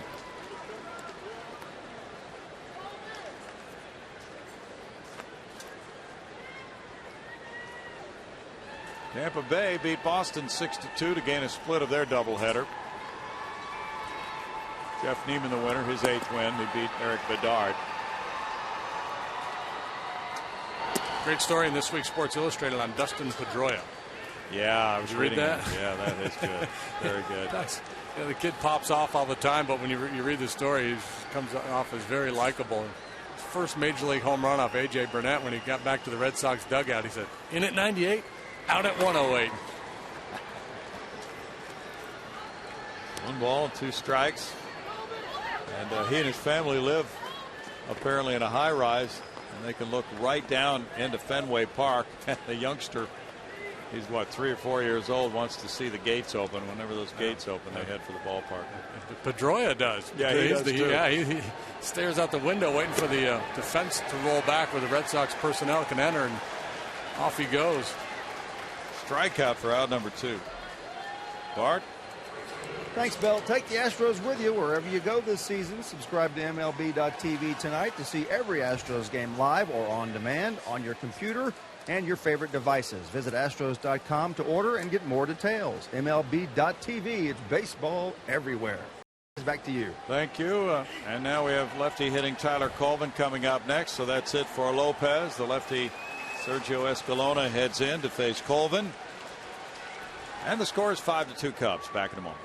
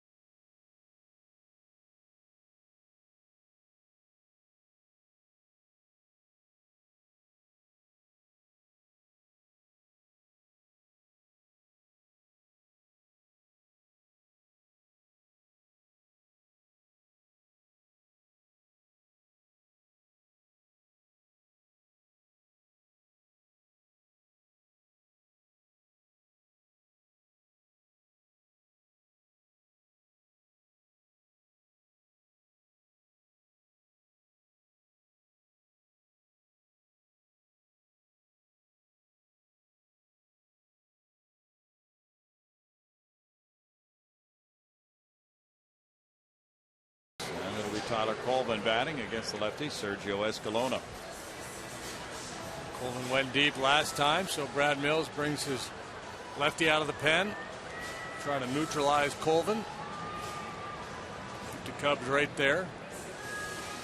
Escalona's done a nice job this year. He has neutralized southpaw hitters. Escalona pitching last night gave up a hit to the only batter he faced, but generally speaking, he's been the guy out of the Astros bullpen in a tight situation against the lefty. There's strike 1. Last night he gave up an infield hit to Pena. Dodgers and Brewers are in the top of the 9th at Milwaukee, tied 1-1.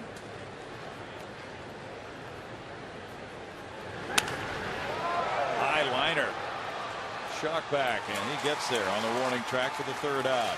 Ramirez hits his 22nd home run of the season. The Cubs lead by 3, 5-2 in the 8th.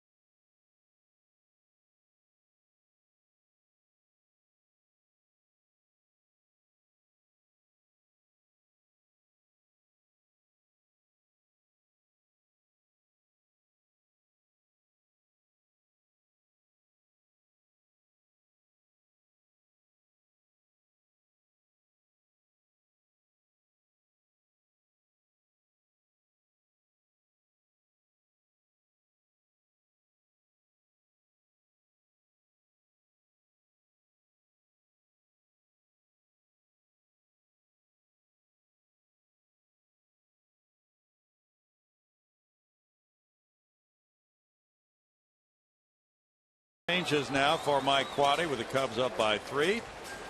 He has Tony Campana in the game in left field, taking over there for Alfonso Soriano.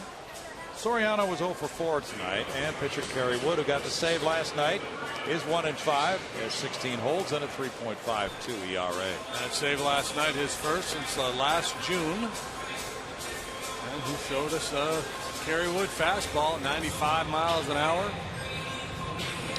Cutter, good curveball. Folks are having fun despite the home team trailing. Oh, yeah. Not going to let it spoil their evening. Ryan Dempster in 7 innings allowed 4 hits, 2 runs. He walked 3 and fanned 7. He's in line for win number 11 of the season. Jason Bourgeois drew a leadoff walk in the first inning and advanced to score. He's 0 for 2. I would say look heater. Last night he came into the game and it was a 1-run game. No margin for error, and he was just willing to pump fastballs right over the heart of the plate, playing a game of catch me if you can. Marlon Byrd is shading to right center. You'd certainly expect that same approach with a 3-run lead. Pena comes out of room. Great effort. Ouch. Yep. Banged into that low wall.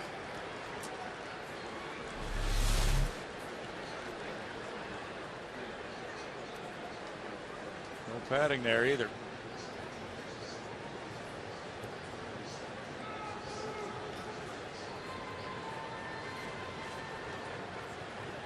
...117 pitches for Dempster, 75 were strikes. Paid attendance tonight is 23,746. Altuve and Martinez will be following Bourgeois to the plate here in the Astros 8th.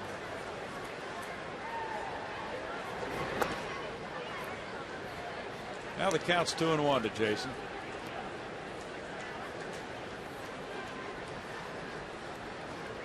Pittsburgh's batting in the bottom of the 11th, tied 4-4 with the Cardinals. Fouled away, and it's 2-2. A couple of swing games there with Milwaukee Los Angeles game also being tied. Boy, that could make a big difference in the race in the NL Central. Currently Milwaukee leading by 6.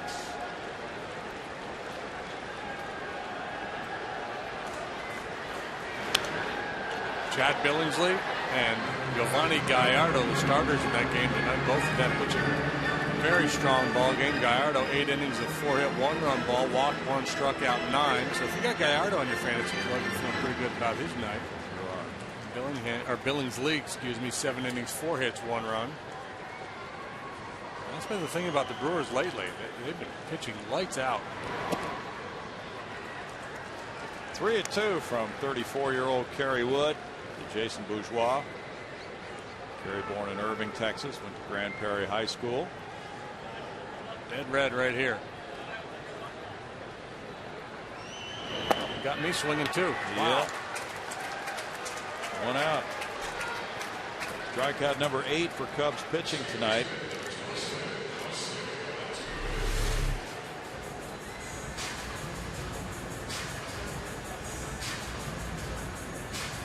Well, this is what I was talking about earlier. The Astros having a hard time getting anything going offensively. Hitters tend to press, look to make something happen, and end up chasing bad balls. Altuve's 0 for 3. Pirates scored in the 11th and beat the Cardinals 5-4. Bouncer up the middle and into center field. Altuve starts a new hitting streak. Hit number 5 for the Astros.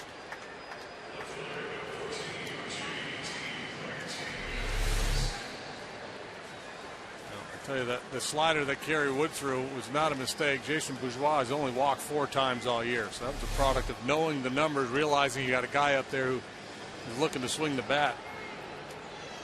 Altuve has hit in 20 of his 25 major league games. Martinez 2 strikeouts and a fly ball tonight. All 3 times Wood has pitched against the Astros this season, he's been effective. That hit by Altuve was the first hit he's allowed to a Houston hitter.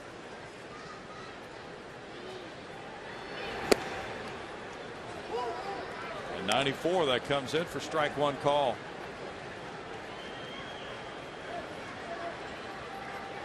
Carlos Gonzalez hit his 19th homer for the Rockies, but they trail Florida 5-3, bottom of the 6th in Colorado.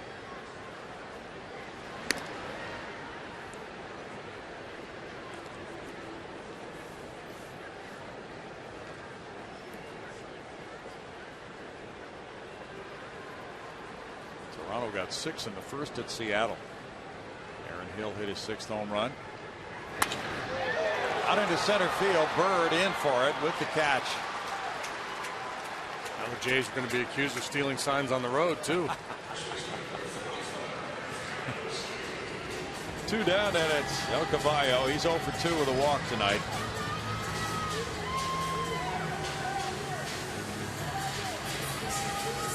Rangers lead the Angels 2-0 after 1 in Anaheim. San Diego got 2 in the first, leading the Mets 2-0 after 1.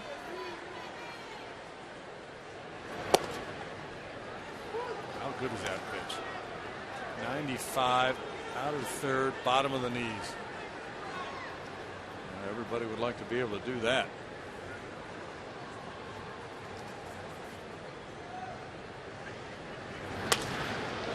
All the way, and it's 0-2.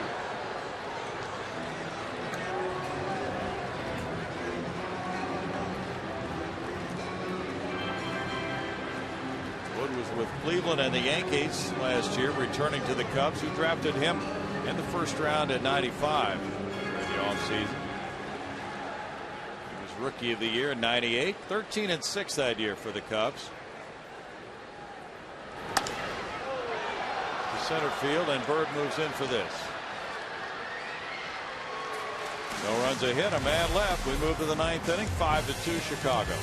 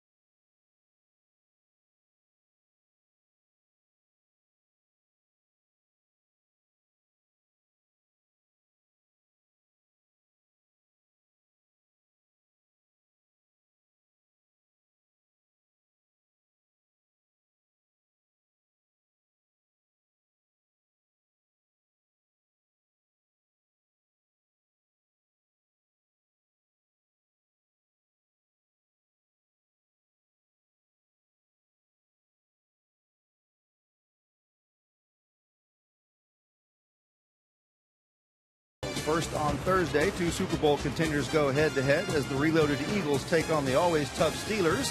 Then on Friday, the Falcons head to Jacksonville to battle the Jaguars. Coverage of both games begins at 7 o'clock Central in high definition only on Fox. And a pretty nice effort by the Texans last night, guys. You catch any of that? No, we didn't, but it sounded good reading about it in the paper. Rex Ryan, though, was a little flummoxed by some happenings. He was a little angry at the end of that game. Yes, he was. That gentleman, though, very placid as he watches Sergio Escalona work the 9th inning to Coy Hill. And it's ball 1. Hill has punched out all 3 times tonight. I understand the hype around exhibition football. It's exhibition. Right. Shot into left field. Hill is aboard for the leadoff single here in the 9th inning, and the Cubs have 9 hits now. Feeling better about things after striking out his first 3 trips to the plate. Bobby Dernier is the first base coach. Escalona facing the lefty hitting Tony Campana, speedster from the University of Cincinnati. 282, 1 homer, 5 runs batted in for Campana. This guy can really scoop. I suspect he's going to try to lay down a bunt. So does Jimmy Paredes. He's moving in, and there's a look at ball 1. Anewi Rodriguez warming up for the Astros. Carlos Marmol for the Cubs. Campana's had 103 major league at bats. He's 14 for 15 in steals. Little roller out there, and Escalona turns, throws low, but Lee is there, and he advances. Hill. There's some that think that Campana is the fastest man in the league right now. You wouldn't get any argument from this booth. And the sacrifice here. Really get a great grip on it, but you don't have time to reset with Campana going down the line. Just get it over there. Get it started as soon as you can. He is a flyer. Now that's it for Escalona. And it'll be Castro coming up next. And Anewi Rodriguez coming in. 5-2 Cubs. Back after this.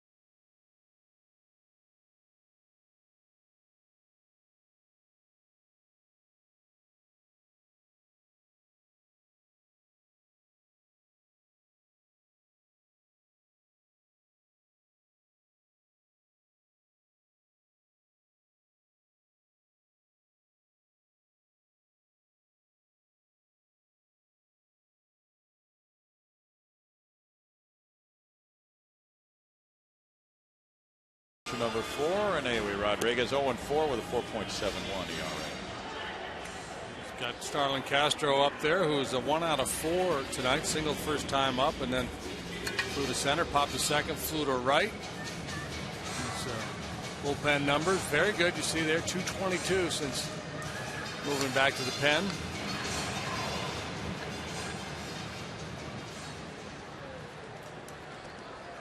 Castro singled in the first inning and came around to score when the Cubs got 2 runs. He's 1 for 4. Sent Bourgeois deep to center in the third with a long drive. About a 400-footer. That's ball 1. St. Louis losing at Pittsburgh in the 11th inning now. Milwaukee has a chance to stretch its lead over the Cardinals to 7 games. Arthur Rhodes was the loser for the Cardinals in that game. Brewers are batting in the bottom of the 9th. They have runners at first and second, nobody out. Tied 1-1. I would imagine that after play tonight, if the Milwaukee Brewers had a 7-game lead, statistically they would have about a 90% chance of winning the division. Yeah, probably. When you look at that baseball prospectus, I think that does that playoff predictor. They run all the simulations. Yep. Strike makes it 1-2. Well, there's 71 and 51. So if they were to play 500 ball the rest of the way, they'd be what, 91-71. 6.5 game lead at the moment. 91 wins. Looking pretty good in the Central Division right now.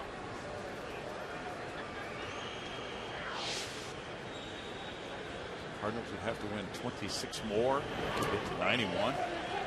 That would be very difficult. Check swing call. It's 2-2.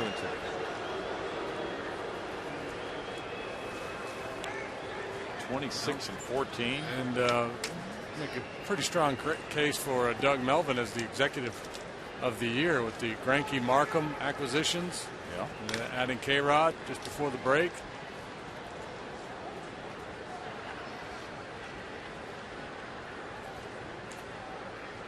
Keeping Fielder. It's gone all in. Not sure where they'll be a year from now, but it'll be interesting to find out if they do it. 3-2 now to Castro.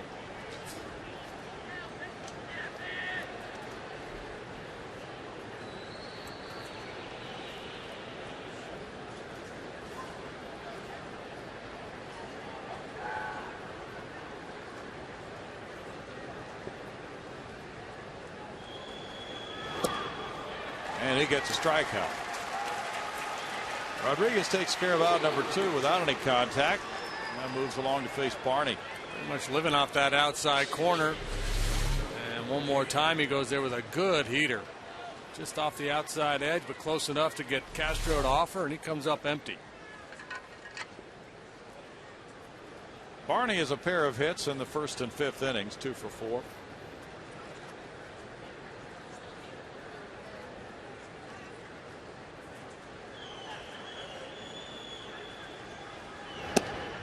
Ball one up. The Astros have Paredes, Shuck, and Barmas due up in the bottom of the ninth.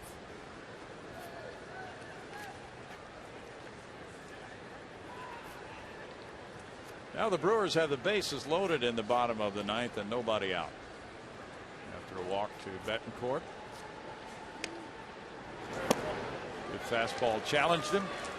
It's 1-1.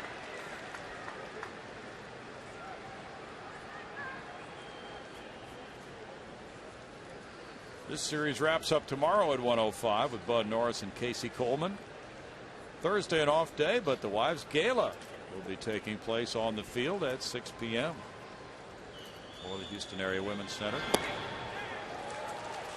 1-2. A lot of hard work has gone into that, and it's always a successful event here on the field. Then back to baseball Friday night for Wandy Rodriguez and Ryan Vogelsong. Vogelsong, one of the tremendous stories of the year in the National League, 10-2 with a 2.47 ERA.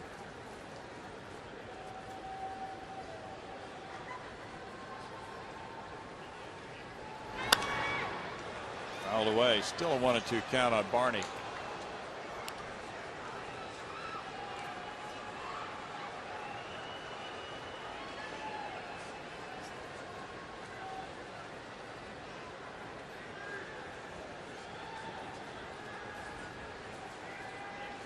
Cubs are 6-4 against the Astros this season. Each club has swept the other in a 3-game series. That's off the plate, and it's 2-2. The Astros have a remaining visit to Chicago in September.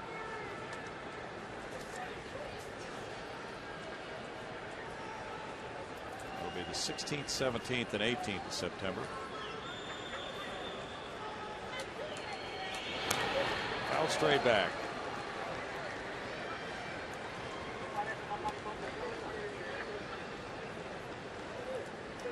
Last time we were in Chicago, it was about 100 degrees. Boy, wasn't it? It'll be a little different next time. Yeah. Coleman and Norris tomorrow. Remember, that game is on My 20. Those youngsters will remember. Try better set your alarm clock, Brownie. Day game tomorrow. No sleeping in. Get up early, get your 5 miles in. Get somebody with a battering ram. Foul back, and that one headed for a booth down there, down the road. Somebody might have made a catch just about as good as JD's. I don't think so. Couldn't tell. Probably not. Highly unlikely.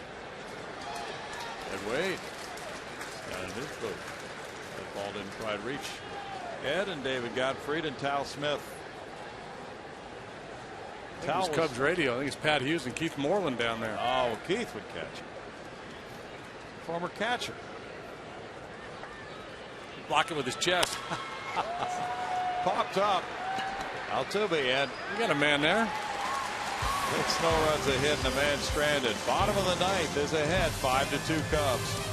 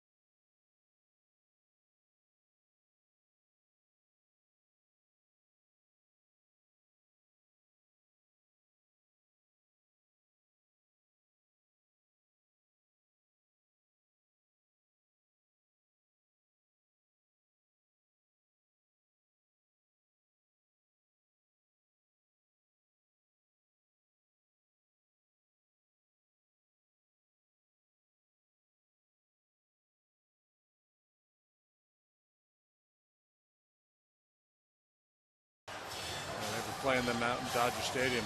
Good. I like them.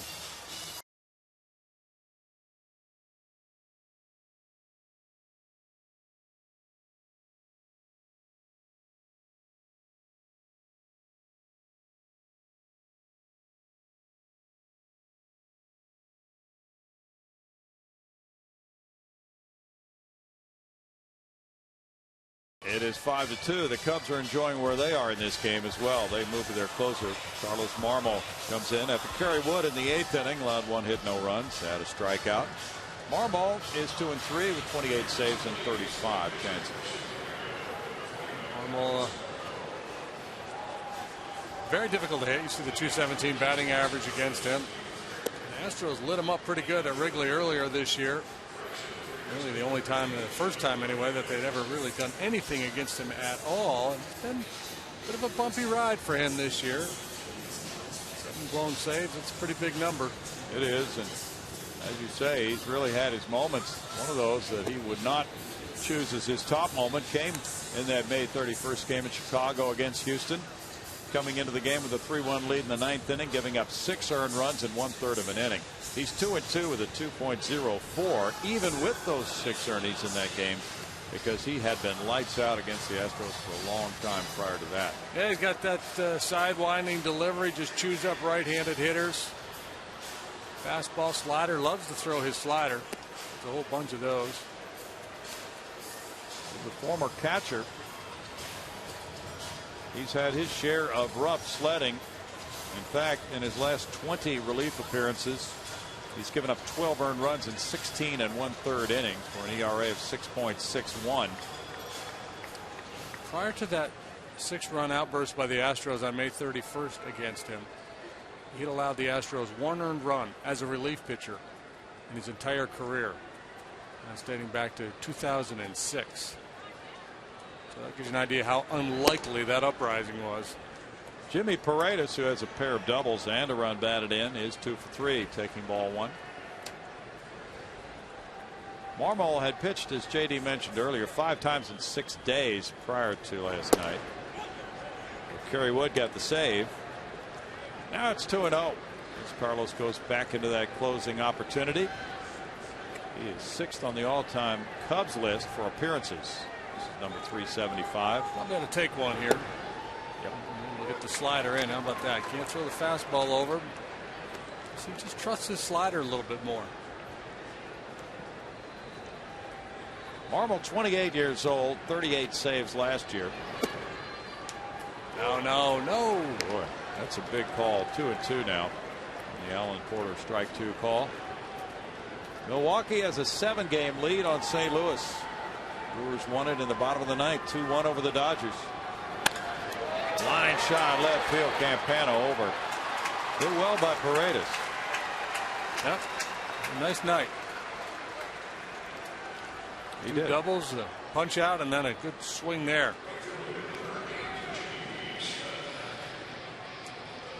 J.B. Shuck Double to right center in the 7th inning and scored on the Quintero sac fly. He's 1 for 3. Former Dodger Takashi Saito won that game for Milwaukee. He is 4-1 now. Hong Chi-Kuo was the loser. A Chuck double in the 7th, and then the Jason Bourgeois walk in the bottom of the 1st. The only 2 times tonight the Astros have had the leadoff man reach.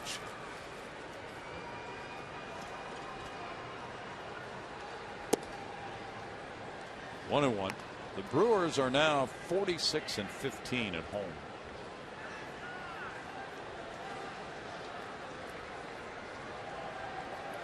You got to be feeling it in Milwaukee now. There's going to be a lot of energy in that ballpark and in that clubhouse. A whole lot of people are going to be stocking their shelves with brats to celebrate.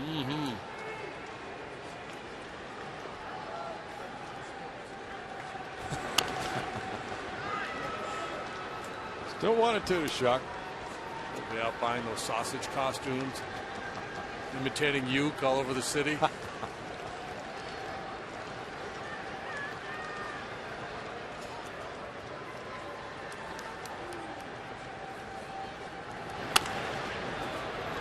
fouls that one. Still 1-2 to JB. Where Cole Hamels is going to miss a turn for the Phillies. Yeah. Shoulder inflammation. There was some indication in one of the articles that the Phillies may go to a 6-man rotation for a while. Sharp single through the right side for Shuck. He hustles around first base with his 2nd hit of the night. 2 for 4 and a good evening for JB.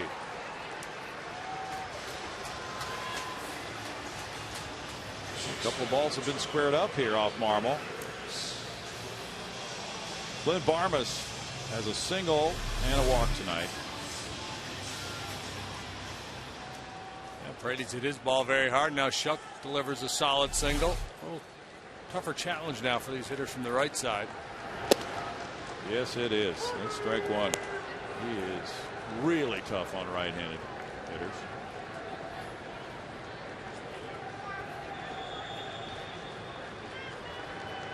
Marmol has converted 9 straight save opportunities.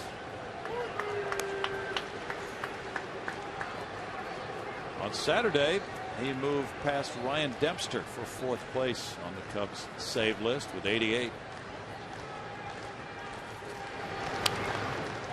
Ryan Dempster would have been fitting had it happened tonight. Yeah. Oh, Ryan Dempster sure rooting for him to get number 89. He's at 0-2 in the count.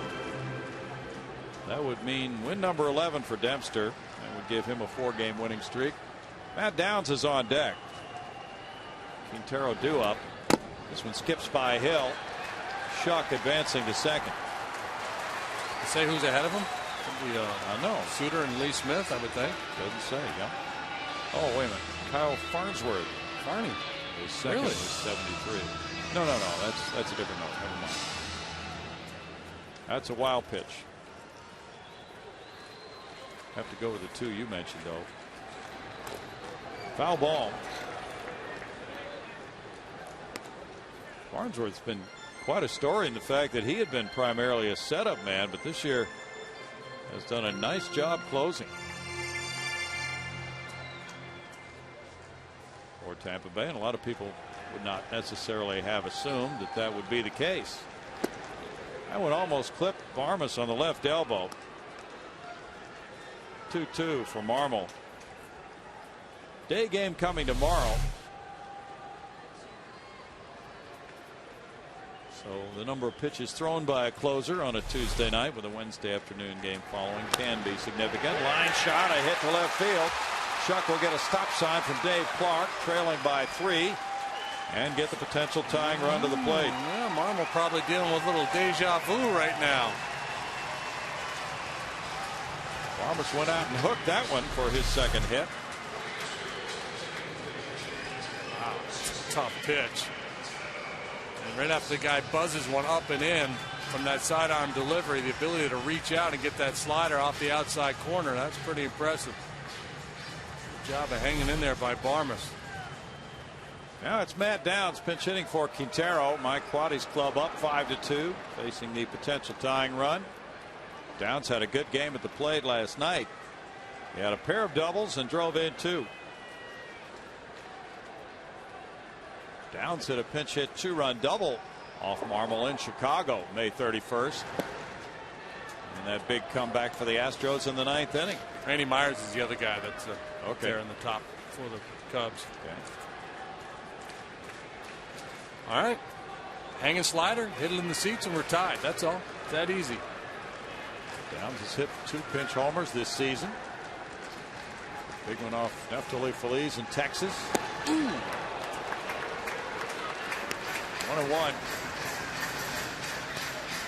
And Matt with 8 pinch hits and 29 at bats. That's 2 homers, 8 runs batted in these situations. Ryan Dempster's in the clubhouse probably right now with some ice on his arm, watching this one with one eye closed. That's a ball to Downs. That makes it 2-1.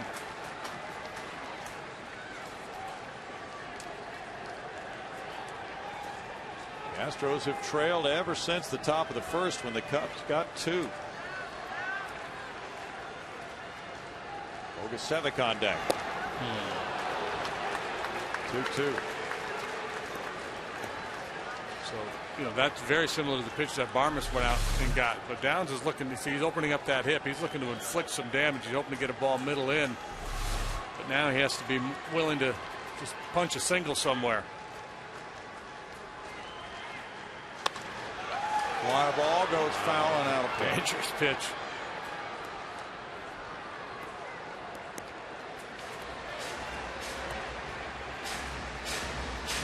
Thrown some real nasty sliders in this inning, but he's also thrown a couple ugly ones. Look at that thing. Hanging right there in the middle.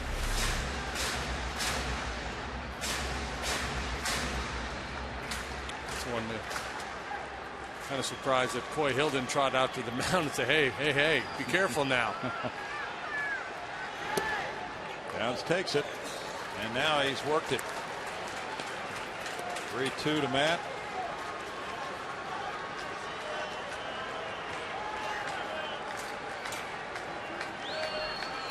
He's getting a little nervous. Mike Quaddy spitting T-shirts over there.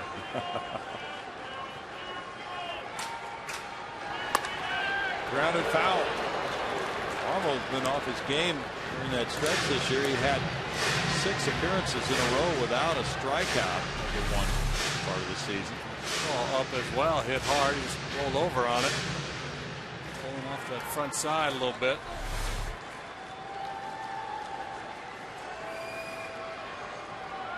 He's thrown 23 pitches. Inside, and he walked down. The appeal goes to first, but he checked his swing, and the bases are loaded with 1 out for Bogusevic.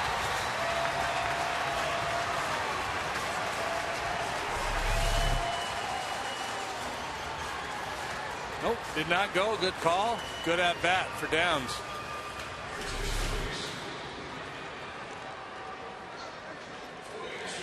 Bogusevic, like Downs, has 8 pinch hits this season. Ryan's had 25 at bats with 1 RBI and pinch hitting roles. 320 as a pinch hitter. And he's been getting more regular playing time lately after the trades the Astros made of Michael Bourne and Hunter Pence. Last night he started in right field. He went 0 for 2 and then came out of the game. Big game in Arizona on the last trip. Good swing. That's a way to get after it. He's only got the 1 home run in the big leagues. He had 13 last year in AAA. I just think there's more in there. I think there's some power potential here with Bogusevic. That ball in Arizona a long way to left center. 0-2. Swings. Good aggressive swings. Now he's got to be willing to shorten up a little bit. With a solid line drive single somewhere. How's it back with Bourgeois on deck?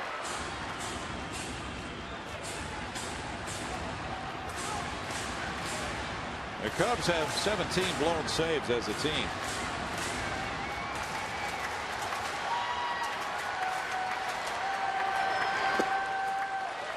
One and 2 to Bogusevic, who had 3 homers with Oklahoma City in 57 games this season.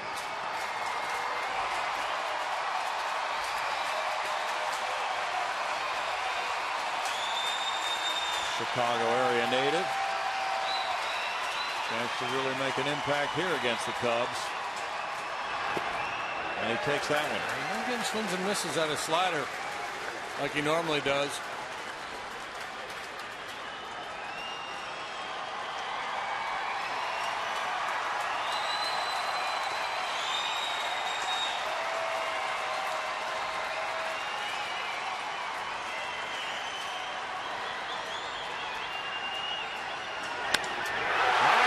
Center field. Bird is going back. Bird's still back. Oh, drive by Bogasevic, a game-winning grand slam in the bottom of the 9th inning. What an amazing finish. Told you there was a little more in there. Wow, what a swing of the bat. What an improbable finish for the Astros, who trailed from the outset of this game. And then they came up and scored 4 times in the bottom of the 9th. First walk-off pinch grand slam since Greg Zaun against the Diamondbacks in 02. Oh, my, what a moment for Bogasevic against his hometown team. What a great at-bat. The whole inning, a whole series of great at-bats. He just hit his first major league homer on the last road trip in Arizona. Now he picks up a grand slam with his swing. A game winner. The ability to lay off those sliders down, bought him one more fastball, and he doesn't try to pull it. He just stays through it. And that is something special. Now, even in a season as bleak as this, there's always going to be big moments, and boy, that's huge. A pinch hit game-winning grand slam to snap a 7-game losing streak. Wow. Big fly. Way up the Conoco Phillips home run pump. And the Astros have won it with a walk-off pinch hit grand slam in the bottom of the 9th. Tremendous night. We go to Greg Lucas. Thanks a lot, Brownie. Well, here's the guy, the hero, the man of the night. This was a tremendous finish, and I guess, needless to say, it was your biggest big league moment. Yeah, it was fun. It was kind of crazy. Guys did a great job battling. There were 3 or 4 great at-bats up there in front of me just to, put us in a situation to win, and that's all you can ask for in the 9th is to just have a chance. The interesting thing that wins have been hard to get this year, but this club has had a number of these in the last at-bats, and it shows the team doesn't give up. Right, and that's, something about us being young is, we don't always play the best games every night, but, we never feel like we're out of it, and we're always hungry, and we'll never give up, and, we try to pull out games like this every once in a while. For teams, people have to keep watching games. I just looked up a stat. This was the 52nd walk-off home run this season in Major League Baseball.